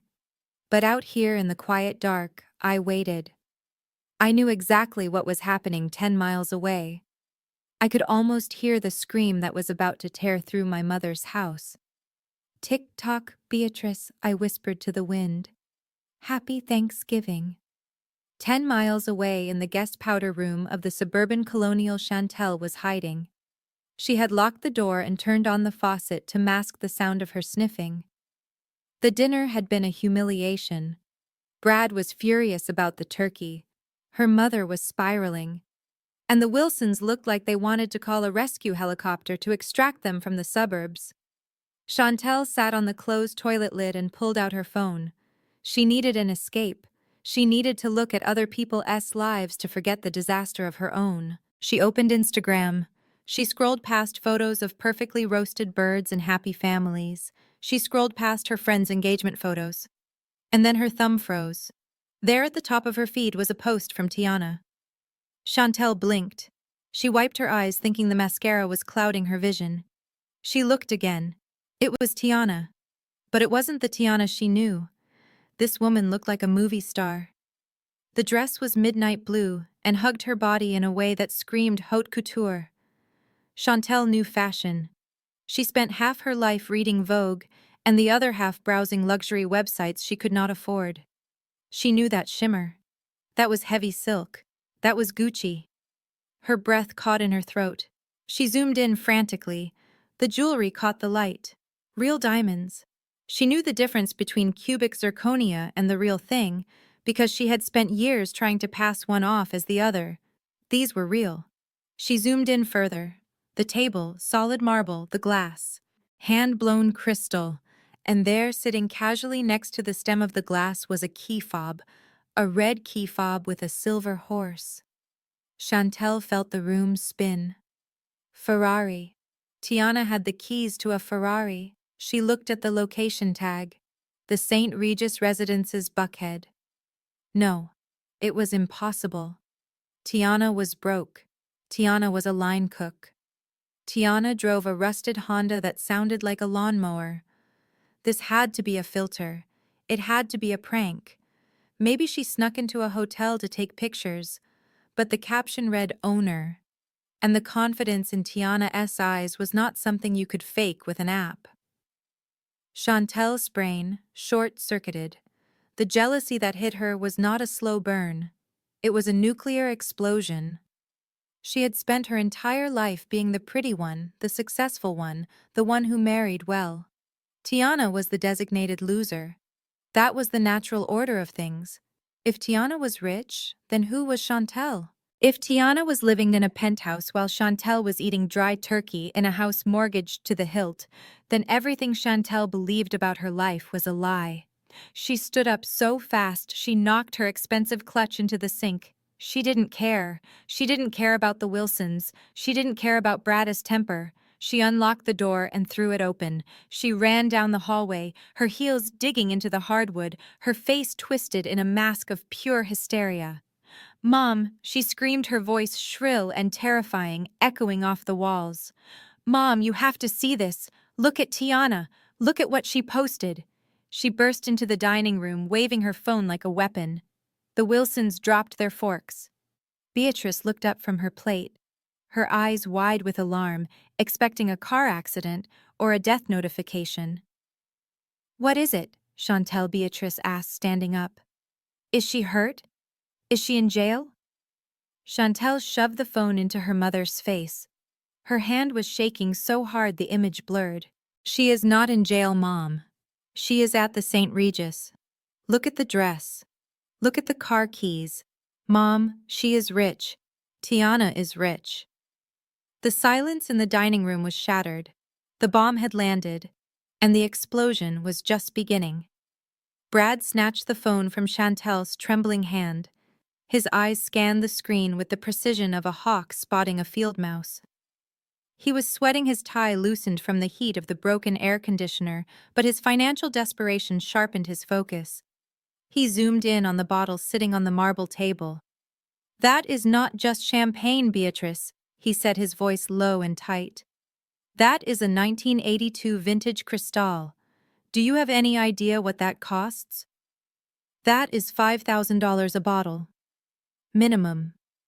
Beatrice gasped, clutching her pearls. 5,000. Tiana does not have $5. She borrowed money from Chantel just last week. Brad ignored her. He swiped to the next photo, the one showing the panoramic view of the skyline. He knew that view. He had spent hours looking at luxury real estate listings, fantasizing about a life he could not afford. He knew the angle of the buildings, the specific curve of the glass railing. "I know this place," he whispered. "This is the St. Regis Residences in Buckhead. That balcony, that view. That is the corner penthouse unit. Penthouse 4004. Chantel looked at him, her face blotchy from crying. "What does that mean, Brad?" "It means," he said, looking up with a gleam in his eye that terrified me even from a distance. "The rent on that unit is $15,000 a month. And that key fob, that is a Ferrari. We are talking about $500,000 just sitting on that table." The silence in the room shifted. It was no longer the silence of embarrassment or failure. It was the heavy, suffocating silence of greed. You could practically hear the calculations clicking in their heads. The dry turkey was forgotten. The wealthy in-laws were forgotten. The only thing that existed was the sudden realization that the family punching bag was actually a gold mine. "Where did she get it?" Chantel shrieked, her voice rising to a pitch that shattered the quiet. "She stole it. She must have robbed the restaurant safe. Or she is dealing drugs. There is no way Tiana made that kind of money legally. She is a line cook, for God's sake. It does not matter how she got it." Beatrice snapped, her eyes narrowing into dangerous slits. "What matters is that she has it. She has been hiding this from us, her own flesh and blood. While we are here suffering, trying to put on a nice dinner for the family, she is sitting in a penthouse laughing at us. It is deceitful. It is cruel." Brad straightened his jacket. He ran a hand through his hair, smoothing down the mess he had made earlier. I could see the wheels turning. He was thinking about Tony the loan shark. He was thinking about the debt collectors calling his phone. He saw a lifeline. "She is obviously having a mental breakdown," Brad said, his voice taking on a fake tone of concern. "Spending money like that, posting it for the world to see. She is manic, Beatrice. She is going to blow it all or get herself in serious trouble. She needs guidance. She needs someone with financial expertise to step in and manage those assets before she loses everything. We have a responsibility to protect the family wealth." Beatrice nodded vigorously, seizing onto the narrative. "You are right, Brad. She is not equipped for this. She has never had money. She wants to know what to do with it. We need to go over there, right now. We need to get to the bottom of this." Mr. Wilson cleared his throat from the head of the table. "Excuse me, Beatrice. Are we still having dinner? We have not even had dessert." Beatrice waved a hand at him dismissively, as if he were a fly buzzing around her head. "Eat what you want. There is pie in the fridge. This is a family emergency." She grabbed her purse, her movements jerky with adrenaline. Brad grabbed his car keys. Chantel wiped her face and grabbed her bag. They moved as a unit, united by a common purpose. They were going to get that money. "Get the car," Brad, Beatrice barked, marching toward the door. "We are going to Buckhead. Tiana has some explaining to do. And she is going to learn that you do not keep secrets from your mother." They stormed out of the house, leaving the Wilsons sitting alone at the table with the inedible food. They drove toward the city, their hearts pounding not with love or concern, but with the ravenous hunger of wolves who just caught the scent of fresh meat. They thought they were driving to an intervention. They had no idea they were driving straight into a trap.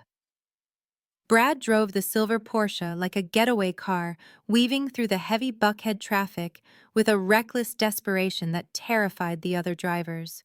Inside the leather interior, the air was thick with the smell of expensive cologne, masking the scent of fear and greed. Beatrice sat in the passenger seat clutching the dashboard, her knuckles white. Chantel was in the back, refreshing Instagram as if the screen would give her answers. The St. Regis residences rose out of the skyline like a fortress of glass and steel. It was not just a building. It was a monument to the kind of wealth that did not shout. It whispered. And right now, that whisper was deafening to the three people storming its gates.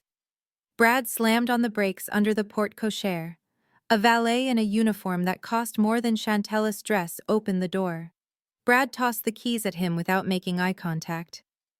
"Keep it close," he barked, his voice cracking slightly. "We will not be long."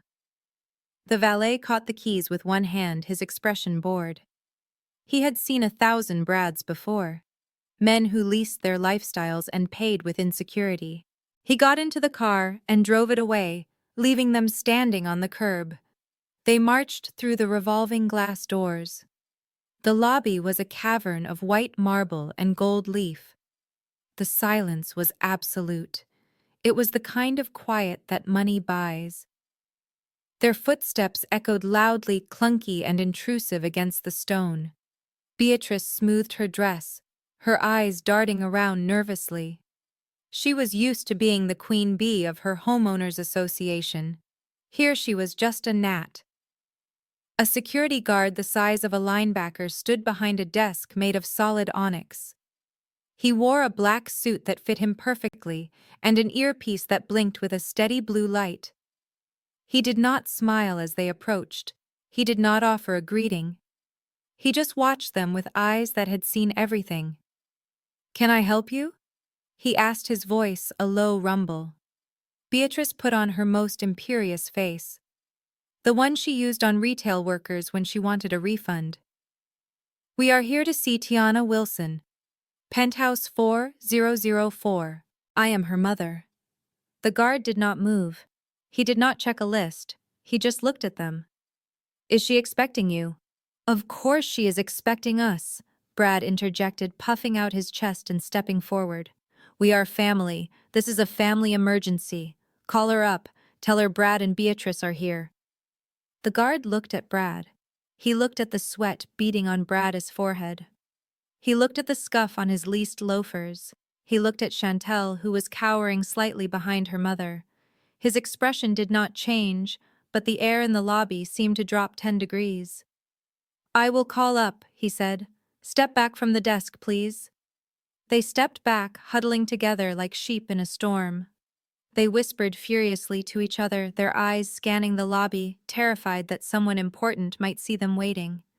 They were realizing that in this world, their suburban status meant absolutely nothing. They were trespassers. They were the help. And they were begging for entry. The guard spoke into the phone, his voice too low for them to hear. He nodded once. He hung up. He looked at them again. A small, almost imperceptible smile touched his lips. It was not a friendly smile. It was the smile of someone who knew exactly what was about to happen. "Ms. Wilson says you may go up." He pressed a button under the desk. "The private elevator bank is to the right. Penthouse access has been unlocked for 2 minutes. Do not keep her waiting." They scrambled toward the elevator, their dignity left somewhere back on the marble floor. They thought they were ascending to take control. They did not know they were walking into a lioness den. I watched them on the high-definition screen of the security monitor like a director watching a scene unfold. They looked small. On the black-and-white display, Beatrice looked less like a matriarch and more like a nervous tourist lost in a museum. Brad was adjusting his tie every 5 seconds, a nervous tick I had never noticed before. Chantel was checking her makeup in the reflection of the brass elevator doors, oblivious to the fact that her mascara was running. They were huddled together, a tight knot of anxiety and greed in the pristine expanse of the lobby. The intercom buzzed, interrupting the silence of the penthouse. I pressed the talk button. "Yes, Marcus." The guard's voice filled the room, calm and professional. "Ms. Wilson, your guests are here. They seem quite eager. Should I send them up or should I call the police?" I laughed softly. It was a genuine sound. "No police yet, Marcus. Let them up. I want to see their faces when the doors open. Very good, Miss Wilson. Sending them up now. I walked over to the wet bar. I picked up the heavy bottle of Cristal. It was cold and sweating condensation. I poured a fresh glass, filling it almost to the brim. The bubbles hissed a soft applause. I walked to the center of the living room, where a large wingback chair upholstered in emerald velvet faced the private elevator doors directly. It was the kind of chair a villain sat in during the final act of a movie, or a queen holding court. I sat down, crossing my legs slowly, letting the slit in my $20,000 dress fall open just enough to show the diamond anklet I had bought on a whim. I rested my arm on the velvet armrest, holding the champagne flute with casual elegance. This was it. The moment I had dreamed of. Every time Beatrice told me I was worthless, every time Brad made a joke about my income, every time Chantel treated me like her personal assistant. They were coming up here expecting to find a disaster. They expected to find me manic broke or criminal. They were coming to lecture me, to take control, to sweep in and save the family name from my mess. They thought they were the heroes of this story, coming to rescue the fallen daughter. They had no idea they were walking into a courtroom, and I was the judge, jury, and executioner. I watched the digital floor indicator above the elevator doors. 1, 10, 20, 30. It was a long ride to the top. Plenty of time for them to sweat. Plenty of time for them to rehearse their speeches about responsibility and shame. I took a sip of wine. It tasted like cold stars. I checked my reflection in the darkened window. I did not look like the girl who peeled potatoes. I looked like the woman who owned the farm. The indicator hit 40. The bell chimed, a soft, polite sound that heralded the arrival of the barbarians. I swirled the wine in my glass. The doors began to slide open. Showtime. The elevator doors did not just open, they unveiled a war zone. Beatrice was the first one out, and she did not take a moment to admire the panoramic view or the crystal chandelier. She saw me sitting in that emerald velvet chair holding a glass of champagne that cost more than her mortgage, and she snapped. The vein in her forehead was pulsing so hard I thought it might burst. She stormed across the room, her heels striking the Italian marble like hammers. Brad and Chantel scrambled to keep up their eyes, darting around the room, assessing the value of every object they passed. But Beatrice had tunnel vision. Her target was my face. "You little thief!" she shrieked, her voice echoing off the high ceilings. "You ungrateful, lying little snake! How dare you? How dare you shame us like this?" She reached me in 3 strides. She raised her hand back. I saw the intent in her eyes. She wanted to hurt me. She wanted to put me back in my place, physically and violently. It was the same look she used to give me when I dropped a plate or spoke out of turn when I was a child. But I did not flinch. I did not raise my hand to block her. I did not even blink. I just watched her. Watched. Just as her hand began its descent, a shadow moved from the darkened corner of the room. A hand the size of a catcher's mitt clamped around Beatrice's wrist, stopping her mid-swing. It was Big Tiny, the personal security detail Jalen had insisted I hire for the evening. He was 6'7" and built like a tank. "I would not do that if I were you, Ma." Tiny rumbled, his voice low and dangerous. Beatrice gasped, trying to yank her arm back, but Tiny held her fast. She looked up at him, then down at me. For the first time tonight, she looked afraid. "Get your hands off me," she sputtered. "I am her mother. I have the right to discipline my child." I took a slow sip of my Cristal. I let the bubbles burst on my tongue. I let the silence stretch. I let them soak in the image of me sitting untouched and unbothered while they stood there panting and disheveled. "You have no rights here, Beatrice," I said, my voice cool as the air conditioning. "This is my house. This is my security. And you are trespassing." Tiny let her go. Tiny released her arm with a gentle shove that sent her stumbling back into Brad. She rubbed her wrist, looking at me with a mixture of shock and hatred. "I suggest you sit down." I continued, gesturing to the sofa opposite me with my glass. "Before you get thrown down, We have a lot to discuss, and I am tired of shouting. Beatrice straightened her jacket, trying to regain some shred of dignity. She looked at the expensive furniture, then at her own family. "Sit," she barked at them. "We are going to get to the bottom of this. Tiana, you have a lot of explaining to do." I smiled over the rim of my glass. "No, Mother. I am done explaining. Tonight, you are the ones who are going to listen."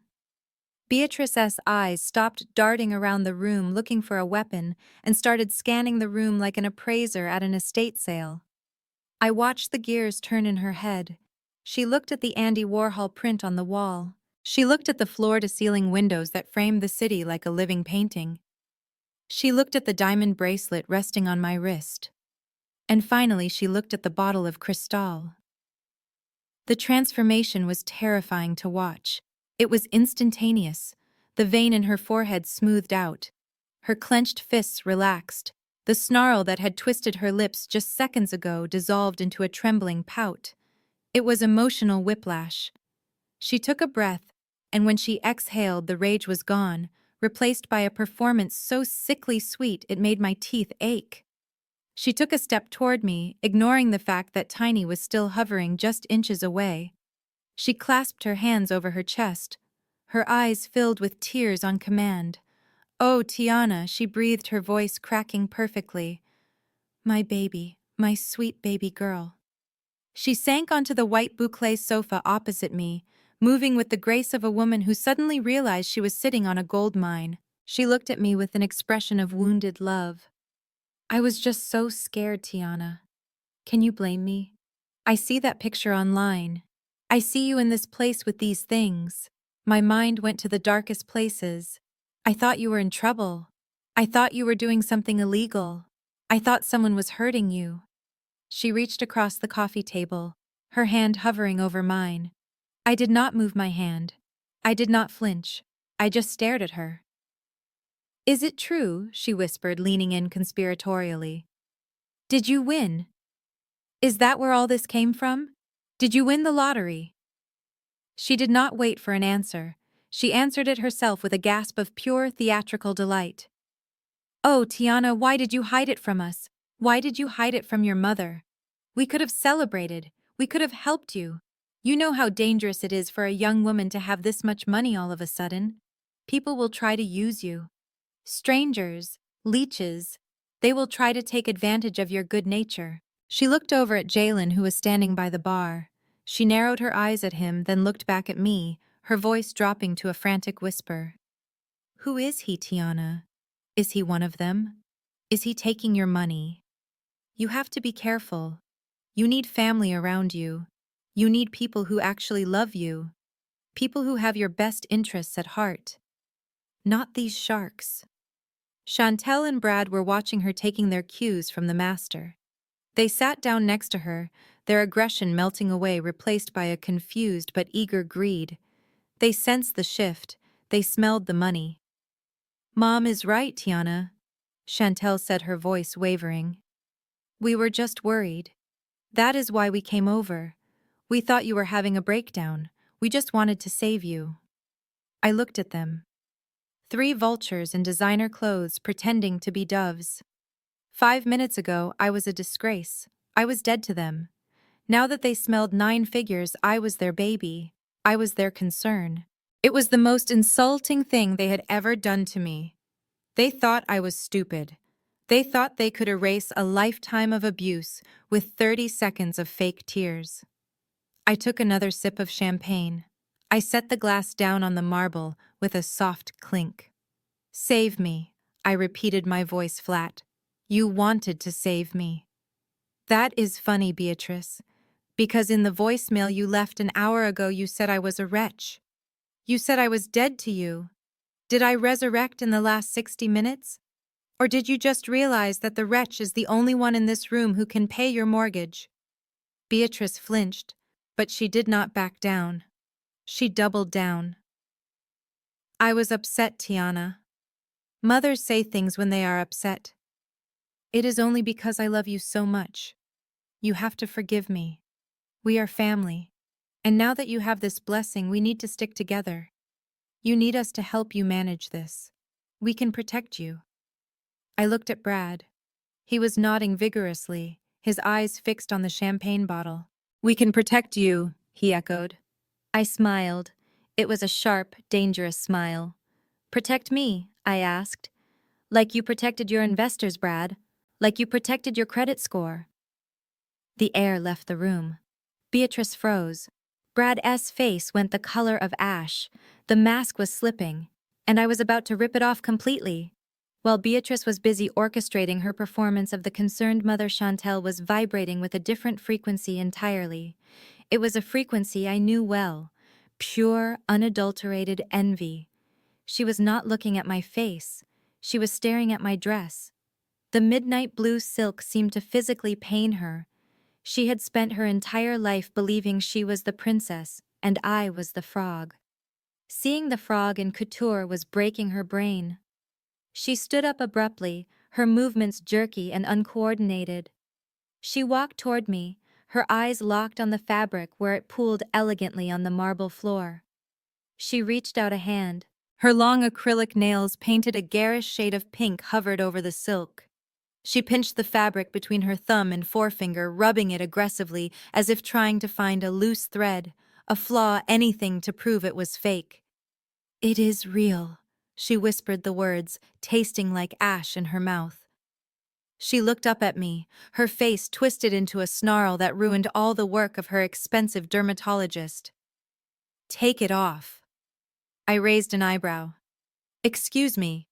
You heard me, Tiana. Take it off. You do not deserve this. You do not deserve any of this. Look at you. You are sitting there like you are royalty, but we all know what you really are. You are a line cook, Tiana. You smell like onions and old grease. You serve people.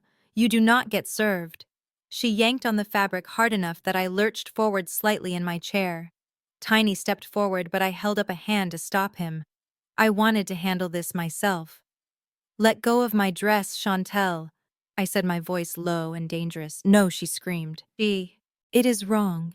It is unnatural. You are the loser, Tiana. You are the failure. Mom said so. Brad said so. Everyone knows it. You cannot just put on a dress and change who you are. You are nothing. You are a fraud. And I am not going to let you sit here and mock us with money you probably stole. She lunged. She did not go for my face. She went for the one thing in her reach that represented everything she wanted and could not have. The champagne flute. She grabbed for the stem, her claws seeking to snatch the crystal to smash it, or maybe just to drink it herself. But I was faster. I had spent 10 years working on a hot line where reflexes meant the difference between a perfect sear and a third-degree burn. With a flick of my wrist, I brought the glass up and out. The golden liquid arched through the air in a perfect wave. It splashed directly into Chantel's open, screaming mouth and across her chest, soaking into the cheap fabric of her fast-fashion dress. She gasped, sputtering, coughing as the champagne dripped from her chin. Her mascara began to run instantly, creating black streaks down her face. She looked like a melting candle. I leaned back in my chair, setting the empty glass down on the table with a deliberate, calm click.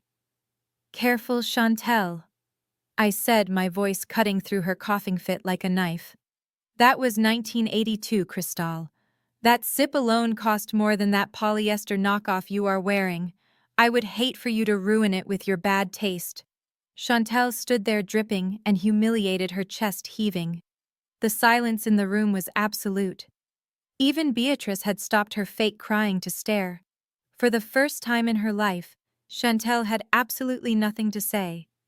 She had reached for the crown, and all she got was a wet dress and a lesson in economics. Brad stepped over his weeping wife as if she were a piece of luggage that had fallen open on the tarmac. He did not check to see if she was okay. He did not offer her a napkin. His eyes were fixed on me, and they held a terrifying mix of desperation and arrogance. He adjusted his silk tie, clearing his throat with a sound that was meant to command respect but only betrayed his nervousness. He was a man used to walking into rooms and owning them simply because he was a white man in a suit. He thought the same magic would work here in my penthouse. He was wrong. He walked around the coffee table encroaching on my personal space. He stood over me trying to use his height to intimidate. I did not shrink back. I took another sip of my champagne and looked up at him with bored amusement. "All right, Tiana, enough of the theater," Brad said, his voice dropping into that patronizing register he used when explaining wine lists to waiters. "You have had your fun. You made your point. You are angry. We get it. But let us be adults here." He gestured around the room, encompassing the marble floors and the skyline view with a sweep of his hand. "This place. It is impressive. I will give you that. But we both know you did not buy this. You do not have the credit score to rent a storage unit, let alone a penthouse in the St. Regis. So who is it? Who is the benefactor? Is it a boyfriend? A loan shark? Who is actually on the deed, Tiana?" I said simply. "My name is on the deed, Brad. Paid in full. Cash." He laughed a short, sharp bark of disbelief. "Cash? Tiana, do you know how money works? You do not just pay cash for a place like this. It requires liquidity. It requires capital. Concepts I am sure are foreign to you, since your biggest financial decision usually involves which brand of ramen to buy." He sat down on the edge of the table, invading my space further. He leaned in close, smelling of expensive scotch and fear. "Look, Tiana, I am trying to help you here. You have stumbled into some money. Maybe you won a scratch-off. Maybe you got a settlement. I do not know. But money like this, it is volatile. It disappears if you do not know how to husband it. And let us be honest, you are a line cook. You do not know the first thing about wealth management. You are going to get fleeced by the first con artist who walks through that door." He pointed a finger at Jalen, who was watching stoically from the bar. "Like him. Who is he? Some ambulance chaser. He is probably taking 40% off the top. You need family, Tiana. You need someone with actual financial expertise, someone who manages millions for a living, someone you can trust." He tapped his chest. "I can set up a portfolio for you tonight. We can move the assets into a secure family trust. I will manage it. I will make sure it grows. I will give you an allowance so you do not burn through it all on dresses and cars. It is the only responsible choice. You owe it to the family to share this burden. You owe it to Beatrice." I looked at him. I looked at the sweat beading on his upper lip. I looked at the way his eyes darted to my purse, where he thought my checkbook might be. He was not a financial genius. He was a drowning man trying to use me as a life raft. He thought I was stupid. He thought I was the same girl who scrubbed his floors yesterday. An allowance. I repeated, my voice dry. "You want to give me an allowance with my own money? It is for your own good," he said, his voice hardening. "You are not capable of handling this, Tiana. Hand over the account numbers. Now. Before you do something you regret." He reached out his hand, palm up, expecting me to just hand him the keys to the kingdom. It was the ultimate act of entitlement. He truly believed that his suit and his confidence were enough to strip me of everything I had. I smiled.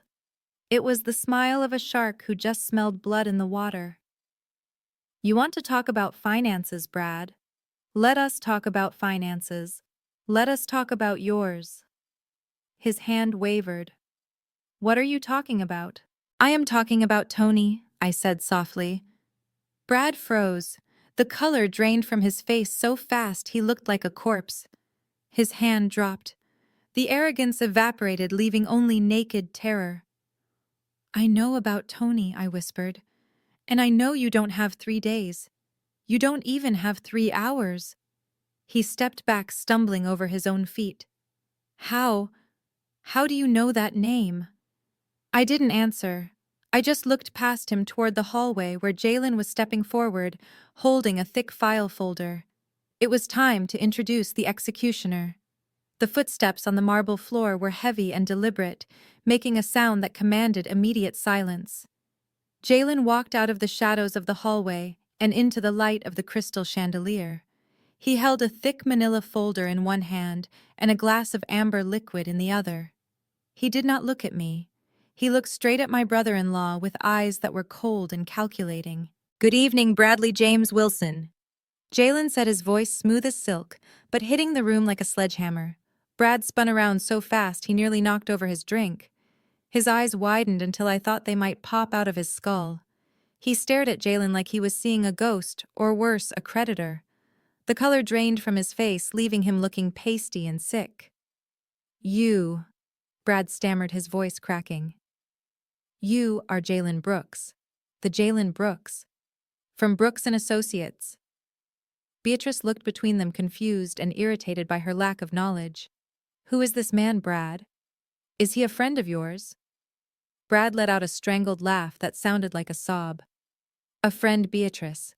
This is the most powerful asset protection attorney in the Southeast. He represents athletes, tech moguls, billionaires. He is a legend." He turned back to Jalen, his posture shifting instantly from arrogance to pathetic subservience. He hunched his shoulders, trying to make himself look smaller, trying to look harmless. He smoothed his tie with trembling hands. "Mr. Brooks, I am a huge admirer of your work. I have sent you several emails regarding a potential partnership. I am in wealth management myself, you know. I thought there might be some synergy between our firms." Jalen walked past him, ignoring the outstretched hand. He placed the folder on the coffee table next to the champagne bottle with a heavy thud. He did not smile. He did not blink. "I know who you are, Brad," Jalen said, cold indifference dripping from every syllable. "My secretary filters my emails. She has a special folder for nuisance correspondence. That is where your emails go. You are not in wealth management, Brad. You are in debt management, and you are failing at it." Brad recoiled as if he had been slapped. Chantel gasped, covering her mouth. Beatrice looked like she was trying to calculate the net worth of everyone in the room and getting a syntax error. "But why are you here?" Brad asked, his voice trembling so hard he could barely get the words out. "Why are you in Tiana's apartment?" "I am not just in her apartment," Jalen corrected him, stepping closer until he was looming over Brad. "I am on her payroll. I work for Tiana now. She is my priority client, which means her problems are my problems. And right now, Brad, you are a very big problem." He tapped the folder on the table with a manicured finger. "You wanted to talk about finances. You wanted to manage Tiana's money. That is rich coming from a man who has been rejected for a Target card 3 times this year." Brad looked at the folder. He looked at Jalen. He looked at me sitting calmly on my throne. The realization hit him like a physical blow. I had hired the man he could not even get on the phone. I commanded the person he worshipped. "You work for her." Brad whispered the words, barely escaping his throat. "Exclusively," Jalen said. "And unlike your investors, Tiana actually has capital to protect." "Now sit down, Brad. We are going to review your portfolio. And by portfolio, I mean the list of people you owe money to before they break your legs." Brad collapsed onto the sofa next to Beatrice. He looked small. He looked defeated. The suit did not fit him anymore. The confidence was gone. He was just a man in a room with people who were leagues above him, and he finally knew it. Jalen flipped open the manila folder with a casual flick of his wrist. The sound of the paper turning was the only noise in the penthouse, but it echoed like a gunshot. He pulled out a glossy document and slid it across the marble coffee table toward Beatrice. "Let us start with the Porsche," Jalen said, his voice conversational yet lethal. "The silver 911 Turbo S license plate, Brad 1. A beautiful machine." Beatrice sat up straighter, clutching her pearls. "It certainly is. Brad paid cash for it. He told us he wanted the best for his family." Jalen let out a short, humorless laugh. "He told you he paid cash. The truth is he leased it, Beatrice. A predatory lease with an interest rate that should be illegal. And he has not made a payment in 4 months. The repossession order was issued last Tuesday. I actually tipped off the repo team on my way up. They are probably hooking it up to the tow truck right now. Brad made a noise like a wounded animal. He tried to stand up, but Tiny took one step forward, and Brad collapsed back into the sofa. Beatrice looked at the document, her hands shaking. No, that is impossible. He manages millions. He is a partner at the firm. He was a junior associate, Jalen corrected, pulling out another sheet. Was being the operative word. He was fired 6 months ago for misappropriating client funds. Since then, he has been funding your lifestyle with credit cards opened in your name, Chantel. Chantel gasped, grabbing her purse as if checking for her wallet. My name. You opened cards in my name. 6 of them, Jalen said, all maxed out.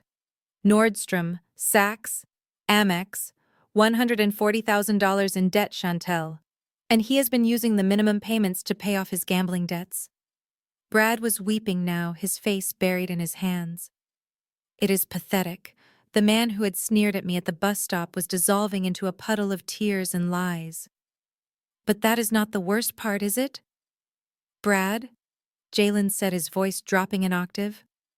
Brad looked up, his eyes pleading. Jalen, please, do not. Not that. I will fix it. I just need time. You are out of time, Jalen snapped. He pulled out the final document. It was a thick stack of papers with a red stamp on the front. He pushed it directly under Beatrice's nose. Beatrice, do you remember those papers Brad asked you to sign last month? He told you it was for tax optimization. He said it would protect your assets. Beatrice nodded slowly, her face gray. Yes. He said it was standard procedure for high-net-worth families. It was a second mortgage, Jalen said, delivering the final blow. A high-interest, hard money loan secured against your home. He forged your husband's signature and tricked you into signing the rest. He took out $300,000 of equity, Beatrice. And he lost it all on a bad crypto bet last week. Beatrice let out a scream that sounded like glass breaking. She grabbed the papers, staring at her own signature. The loan is in default, Jalen continued relentlessly. The bank has initiated foreclosure proceedings. You have 30 days to vacate the property. You do not own that house anymore, Beatrice. The bank does. And it is all because you trusted a man who is wearing a fake Rolex. I watched Beatrice. I watched the realization wash over her. The dinner parties, the bragging, the superiority. It was all gone. She was not the queen of the suburbs. She was homeless. And the man sitting next to her, the son-in-law she had praised while degrading me, was the architect of her destruction. You lost my house, Beatrice whispered, her voice trembling with a rage so pure it was terrifying. You lost my house. Brad shrank back into the cushions.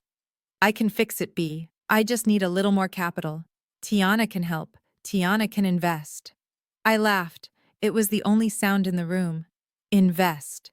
You want me to invest in a sinking ship, Brad? I think I will pass. I prefer to put my money in things that actually exist. The room erupted. The facade was gone. And the monsters were about to eat each other. The veneer of the happy family did not just crack, it shattered into a million jagged pieces right there on my living room floor. Beatrice launched herself at him, her manicured nails aiming for his eyes with a ferocity I had only ever seen directed at me. You parasite! She screamed, her voice shredding the expensive silence of the penthouse. You ruined me. You stole my house. You stole my life. Brad scrambled backward over the sofa cushions, his arms up to protect his face. Beatrice pummeled his chest with her fists, her jewelry catching the light as she struck him again and again. It was not a fight. It was a demolition. The woman who prided herself on decorum and etiquette was now brawling like a street fighter. Get off me, Brad shouted, shoving her away hard enough that she stumbled back into the coffee table, knocking over the bottle of Cristal. It rolled across the floor, spilling 20-year-old champagne onto the rug. Do not act innocent. Beatrice. Brad yelled, his face red and sweating. You pushed me. You needed the country club membership. You needed the trips to Europe.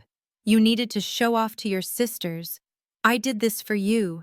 I leveraged everything to keep up with your delusions of grandeur. Chantel stood up, her face streaked with black mascara, tears looking like a horror movie bride. She looked at Brad with pure revulsion. "You opened cards in my name," she whispered, her voice rising to a shriek. "You stole my identity. I have a 700 credit score, Brad. I had a future, and you turned me into a felon." She threw her purse at him. It hit him square in the chest. Then she took off her shoe, a 4-inch stiletto, and brandished it like a dagger. "I hate you," she screamed. "I hate you. You are nothing but a loser." Mom was right. I should have married the doctor. I sat back in my velvet chair and swirled the remaining champagne in my glass. I watched them tear each other apart. It was grotesque. It was violent. And it was the most satisfying entertainment I had ever witnessed. For years they had united to make me the scapegoat. I was the problem. I was the failure.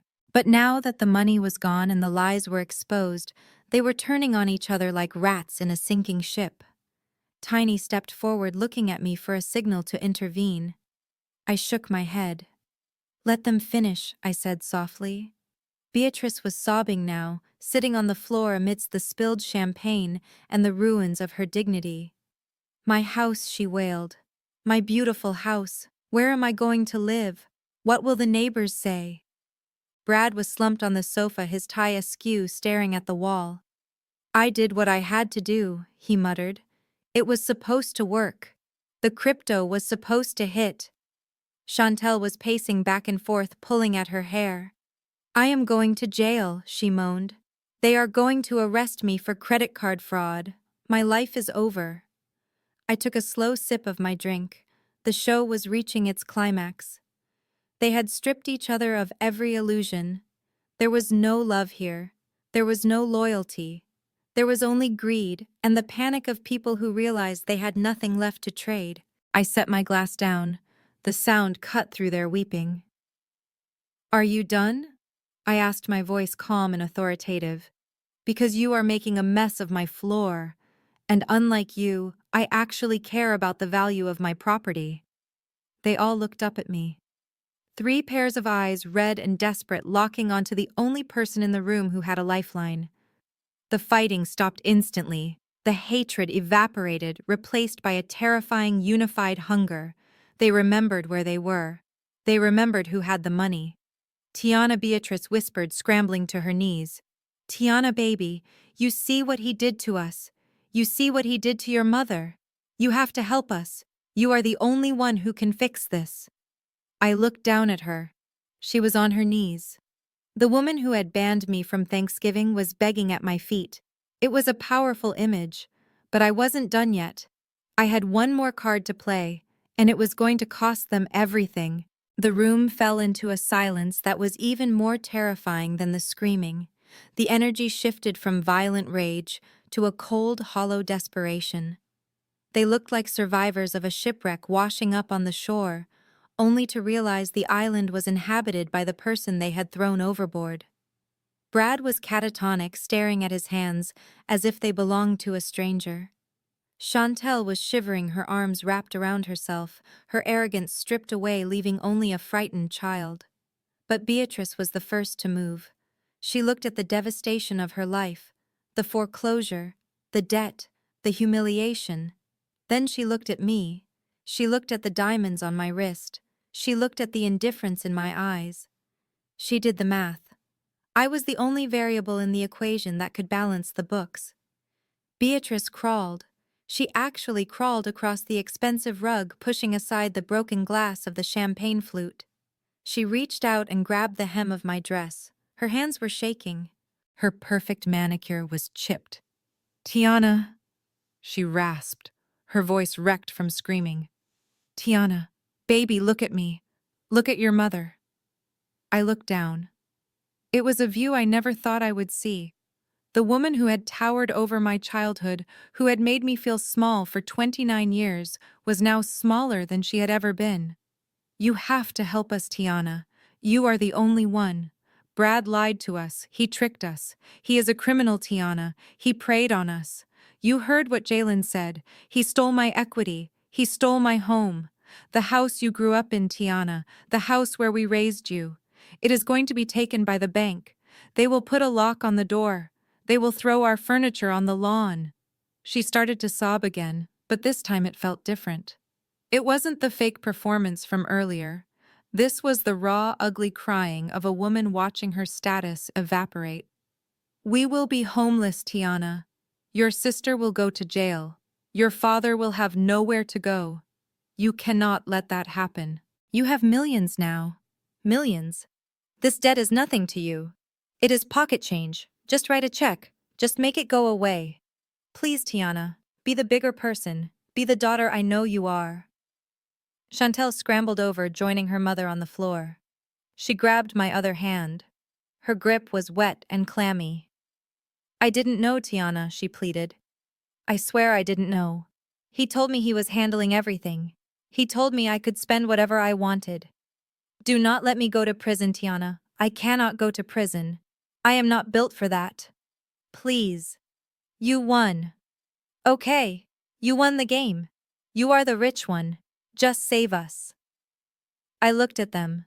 Two women groveling at my feet, begging for salvation from the very person they had spit on 24 hours ago.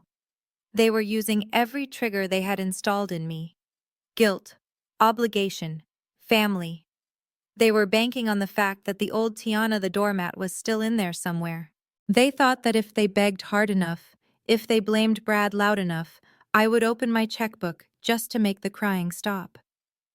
I looked over at Jalen. He was watching me, his face impassive, but his eyes alert. He was waiting for my signal. He knew the next move.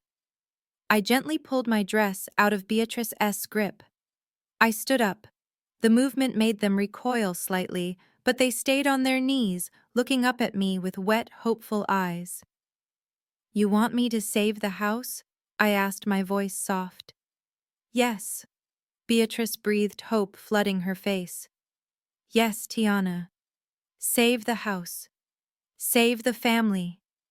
I walked over to the wall safe hidden behind the Warhol print. I keyed in the code. The heavy door swung open. I reached inside and pulled out a thick blue folder. I walked back to them. I anticipated this moment, I said, holding the folder up. I knew you would ask. And I have a solution. Beatrice scrambled to her feet, wiping her face. Thank God. I knew it.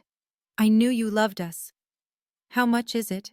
Is it enough to cover the mortgage and the credit cards? I handed her the folder. Open it, I said.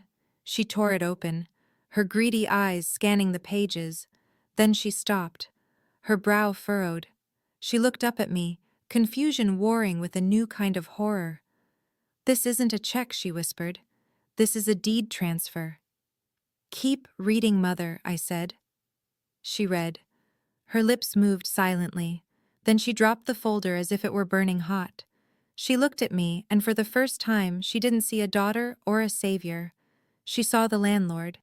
You bought the debt, she gasped. I smiled, and it was the coldest smile I had ever worn. I didn't just buy the debt, Beatrice. I bought the house. I walked to the wall safe hidden behind the Warhol print. The room was so quiet you could hear the blood rushing in their ears. They were watching me like starving dogs watching a butcher chop meat. Beatrice had pulled herself up from the floor, clutching her chest, her eyes wide and wet with hope. Brad was leaning forward on the sofa, his hands clasping and unclasping. Chantel was holding her breath. They thought I was their savior. They thought I was going to pull out a checkbook and write a number with so many zeros it would erase their sins. They thought the old Tiana, the one who craved their approval, was back. I punched in the code. Beep, beep, beep, click. The heavy steel door swung open. Inside, sitting on a velvet shelf, was not a stack of cash. It was a single thick blue folder. I pulled it out. I weighed it in my hand. It felt heavy. It felt like justice. I turned back to them. Beatrice took a step forward, her hand outstretched. Thank you, Tiana, she sobbed. I knew you would do the right thing. I knew you would not let us lose our home. You are a good daughter, a good Christian girl. How much is it? Is it enough to clear the second mortgage? I did not say a word. I just handed her the folder. She grabbed it, tearing at the seal like a child on Christmas morning. She flipped it open. Her eyes scanned the first page, then the second. Her smile faltered. Her brow furrowed. She looked up at me, confusion clouding her teary eyes. "I do not understand," she stammered. "This is not a check. These are legal documents. Assignment of note. Transfer of lien. What does this mean, Tiana?" Brad snatched the folder from her hands. His eyes darted across the lines of legal text. His face went from pale to a sickly shade of green. He dropped the folder on the coffee table as if it were radioactive. "She bought the note," he whispered, his voice trembling with horror. "She did not pay off the bank, Beatrice. She bought the debt from them." Beatrice looked from him to me, her brain struggling to process the information. Bought the debt. What does that mean? It means mother. I said, my voice filling the room calm and cold as the grave that I am the bank now. I stepped closer to them. Jalen called the lender this morning. They were very happy to offload a high-risk, distressed asset for a lump sum cash payment. I bought the mortgage. I bought the second mortgage. I bought the liens. I own the paper on your house, Beatrice. Every brick, every shingle, every blade of grass on that manicured lawn. It belongs to the Phoenix Fund. It belongs to me. Beatrice gasped, clutching her throat. "So you own the house. That means we are safe, right? You are my daughter. You own it so we can stay. You did this to protect us." I laughed. It was a dark sound, devoid of any warmth. "Protect you. Beatrice. You kicked me out of that house because my car was ugly. You made me scrub the floors of that house while you laughed at me. You told me I was not welcome in that house because I was a shame. Why would I protect the place where I was abused?" I leaned in close so she could see the hard truth in my eyes. "I did not buy it to save you, Mother. I bought it to evict you. I am not your savior. I am your landlord. And rent is past due." The scream that tore out of her throat was the sound of a woman realizing that the daughter she threw away had just come back to repossess her life. Beatrice looked at me like I had grown a second head. "Evict us," she sputtered. "You cannot evict your own mother. This is my home. I decorated every room. I picked out those drapes. I planted the rose bushes. It is a structure, Beatrice," I said, cutting her off. "It is 4 walls and a roof. And right now, it is housing 4 people who have never done a single thing to earn their keep. You lived there on credit. You lived there on lies. And now the bill is due." I walked over to the window and looked out at the city. "You have 30 days, I said, not turning around. "That is the legal minimum. Jalen has the paperwork ready. If you are not out by noon on the 30th day, the sheriff will remove you, and anything you leave behind becomes the property of the Phoenix Fund." Chantel started crying again. "But where will we go, Tiana? Brad broke us. We have no money. You cannot just throw us on the street. We are your blood. Blood," I repeated, turning to face them. "Blood does not pay the mortgage, Chantel. And honestly, I do not want your blood in my house anymore. I have plans for that property." Beatrice wiped her eyes, hoping for a reprieve. "Plans? What kind of plans? Are you going to sell it? Flip it?" "No," I said. "I am going to gut it. I am going to tear down your tacky wallpaper and rip out your pretentious carpets. I am going to turn it into a transitional housing center for young women who have been kicked out of their homes by toxic families." Beatrice gasped. "A shelter? You are going to turn my beautiful colonial estate into a homeless shelter?" I smiled. "Yes. I think it is poetic, do not you? The house that was a prison for me will become a sanctuary for girls just like me. Girls who were told they were not good enough. Girls who were abandoned. Finally, that house will see some actual love inside its walls. You are doing this to spite me."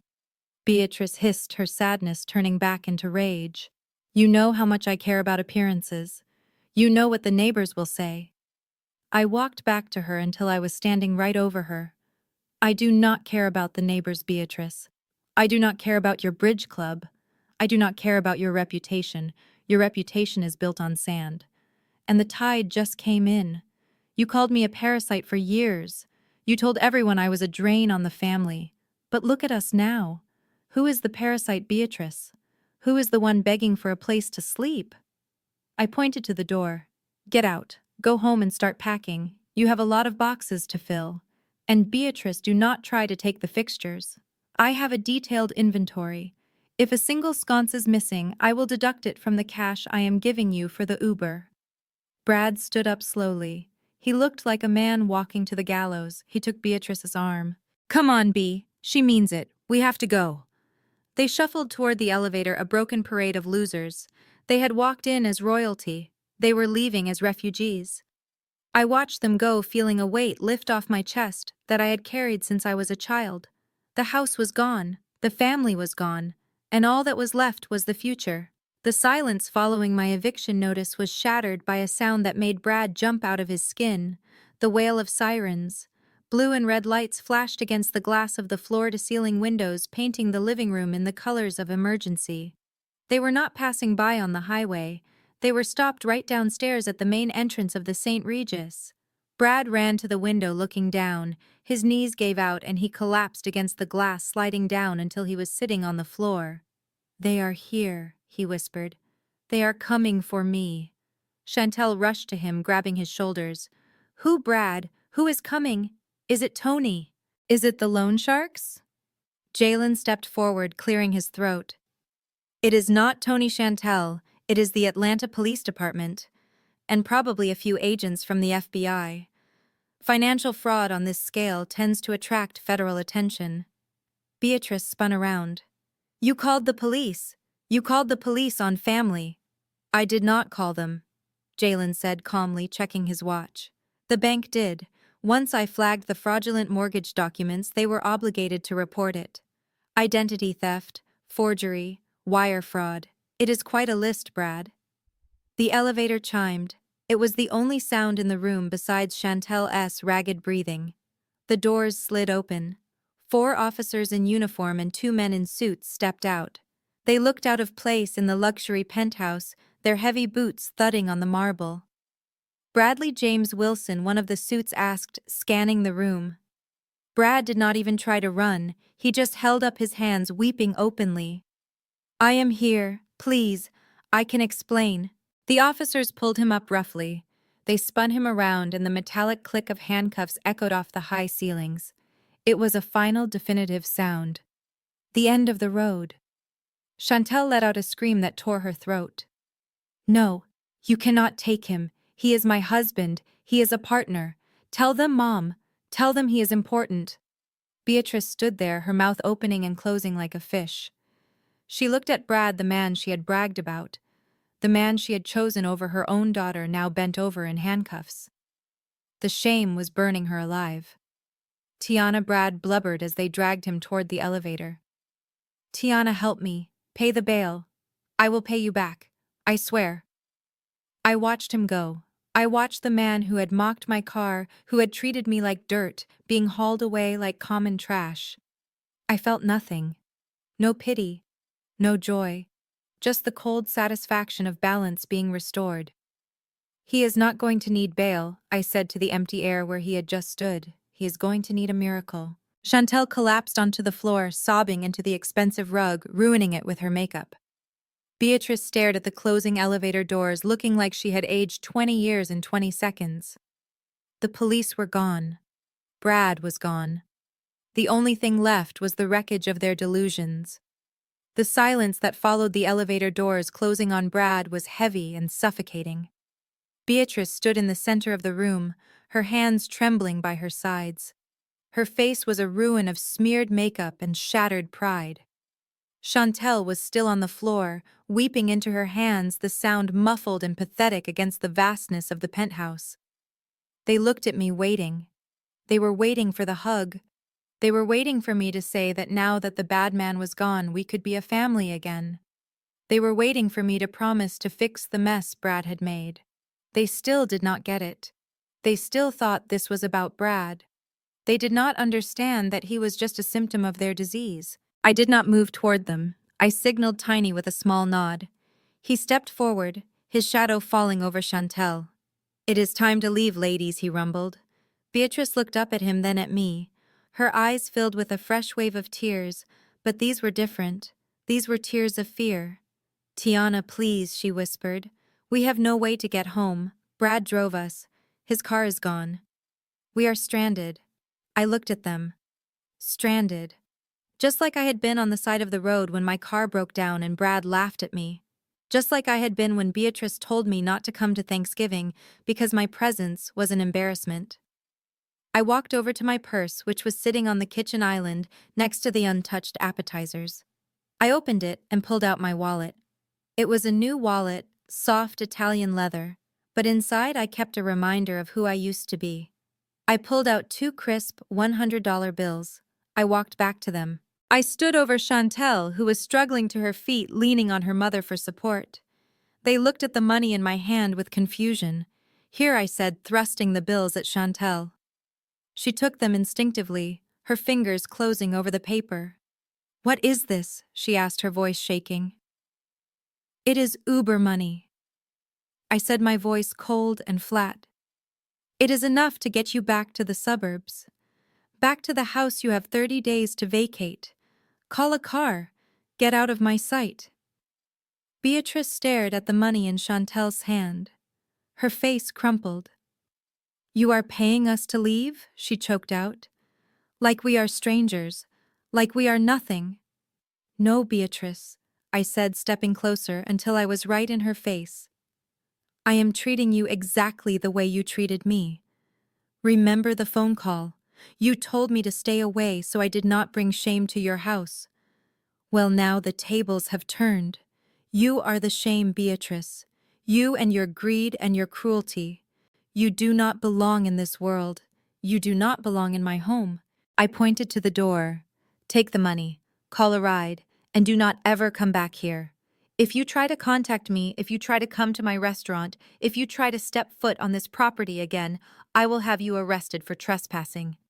And unlike Brad, I will not need to lease the police car." Chantel clutched the money to her chest, looking at me with wide, terrified eyes. She finally saw me. She did not see the sister she could bully. She saw the owner. She grabbed her mother's arm and pulled. "Come on, Mom," she whispered, dragging Beatrice toward the elevator. "We have to go." Beatrice looked back at me one last time. Her eyes were searching for something, some flicker of the daughter she used to control. But there was nothing there. Just a woman in a $20,000 dress who had finally learned her worth. They scurried into the elevator, huddled together like refugees. The doors slid shut, cutting off their view of my paradise. I stood there in the silence alone, but not lonely. I looked at the spot where they had stood. The air felt cleaner already. The trash had taken itself out. And it only cost me $200. Best money I ever spent. The elevator machinery hummed one last time and then fell silent. The digital floor indicator went dark. They were gone. The penthouse was quiet again, but it was not the lonely silence I had felt before. It was the peaceful silence of a storm that had finally blown itself out. The air felt lighter. It was as if the very molecules of the room had realigned themselves now that the toxicity had been purged. I stood in the center of the living room, looking at the empty space where my family had knelt. There was a faint stain on the rug where the champagne had spilled, and a scuff mark from Brad's shoe. That was all that remained of them. Small messes that could be easily cleaned. Unlike the mess they had made of my life, which had taken years to scrub away. Jalen walked over from the bar. He had poured 2 fresh glasses of whiskey. Not the showy champagne, but the good steady stuff. He handed one to me. His face was serious, but his eyes were warm. "How do you feel?" he asked quietly. I took the glass. I swirled the amber liquid, watching the light catch it. I searched inside myself for the guilt. I looked for the sadness. I looked for that familiar ache of a daughter who just wanted her mother to love her. But I found nothing. It was like reaching for a phantom limb. The pain was gone because the rot had been cut out. I feel I started, and then I stopped. I took a breath. I feel light, Jalen. I feel like I just set down a backpack filled with rocks that I have been carrying since I was 5 years old. Jalen clinked his glass against mine. A soft, clear sound. To freedom, he said. To freedom, I repeated. We drank. The whiskey burned, going down a cleansing fire. People always say money cannot buy happiness, I said, walking over to the window, and maybe they are right. Money did not make my mother love me. Money did not make my sister a good person. Money did not turn Brad into an honest man. But you know what money did buy, Jalen. He joined me at the window, looking out at the sprawling lights of Atlanta. What is that? It bought me a lock on the door, I whispered. It bought me a security guard named Tiny. It bought me the power to say no. It bought me the ability to protect myself from people who would bleed me dry if I let them. It bought me out of the cage. I looked at my reflection in the glass. The woman staring back was not the girl in the grease-stained apron. She was not the scapegoat. She was Tiana Wilson, owner, survivor. I turned back to the room. Maria and the others were starting to clean up, but I waved them down. Leave it, I said. Tonight we celebrate. The cleaning can wait until tomorrow. Tonight we enjoy the peace. I sat down on the sofa, stretching my legs out. I closed my eyes and listened to the jazz music playing softly in the background. It sounded better now, clearer. I was alone in terms of blood, but I was surrounded by loyalty. I realized then that family is not about who you share DNA with. It is about who stands next to you when the walls come down. And for the first time in my life, I was standing with the right people. The check had cleared, the debt was paid, and I was finally free. The air in Paris tasted different than the air in Atlanta. It tasted like butter and rain and history. I stood on the Pont des Arts looking down at the Seine River as it flowed sluggishly beneath my feet. The sun was setting, painting the sky in shades of lavender and apricot that reminded me of the dress I wore the night I burned my old life down. It had been exactly 1 year, 365 days since the eviction, since the police cars, since the end. In that time I had not just survived, I had thrived. The Phoenix Fund was not just a bank account anymore, it was a force of nature. I had launched the Grandma Rose Scholarship, providing full rides to culinary school for underprivileged kids who had the talent, but not the means. I had opened 2 more restaurants in Atlanta and put Maria in charge of the entire group. She sent me pictures every week of the packed dining rooms and the smiling staff. I took a sip of my coffee. It was rich and dark, just the way I liked it. I was free. I was wealthy. I was at peace. And then my phone buzzed. It was a burner phone I kept for emergencies only. A number almost no one had. I frowned, pulling it from my coat pocket. A text message from an unknown number. My thumb hovered over the screen. I should have ignored it. But curiosity, that old fatal flaw, got the better of me. I opened it. Tiana, please. It is Mom. I got this number from a cousin. Please do not block me. We are living in a motel off the highway. Brad got 5 years. Chantel is working at a diner, but it is not enough. We are hungry, Tiana. We are family. You made your point. You won. Please just send us $5,000, just enough to get an apartment. I am begging you. I am your mother. I stared at the words. A year ago, reading that would have sent me into a spiral of guilt and obligation. I would have felt the old hooks tugging at my heart. I would have wondered if I was a bad person. I would have wanted to fix it. But today, standing on a bridge in Paris, I felt nothing. It was like reading a script for a character I no longer played. The woman who wrote that text was a stranger who had watched me drown and asked why I was getting the carpet wet. She said I won. She was right. But the prize was not the money. The prize was this moment right here, the realization that her suffering was not my responsibility. Her hunger was the result of her own menu. I did not type a reply. I did not feel the need to have the last word. I had already said everything that needed to be said when I handed her that eviction notice. I pressed the block collar button. One tap, a digital wall slamming shut forever, but it still felt too close. The phone felt heavy in my hand, like it was carrying the weight of their misery. I did not want it. I did not want the connection. I did not want the possibility of another buzz, another plea, another attempt to drag me back into the mud. I looked at the dark water swirling below. It looked cold and deep and final. I extended my arm over the railing. I held the phone out. The metal was cool against my skin. "Goodbye, Beatrice," I whispered. I opened my fingers. The phone tumbled end over end. It caught the last light of the sunset flashing once like a dying star. Then it hit the water with a small, insignificant splash. It sank instantly, swallowed by the river, gone forever. I waited for the regret. I waited for the panic. But all I felt was the breeze on my face and the warmth of the coffee in my hand. I smiled. It was a real smile. Not for an audience, not for Instagram, just for me. I turned my back on the river and walked toward the lights of the city. I had a dinner reservation at a bistro that was supposed to have the best soufflé in France, and for the first time in my life, I was not going to be serving it. I was going to be savoring it. The check was paid, the table was cleared, and my life was finally truly my own. The most profound lesson from this story is that true family is defined by loyalty and love, not just blood relations.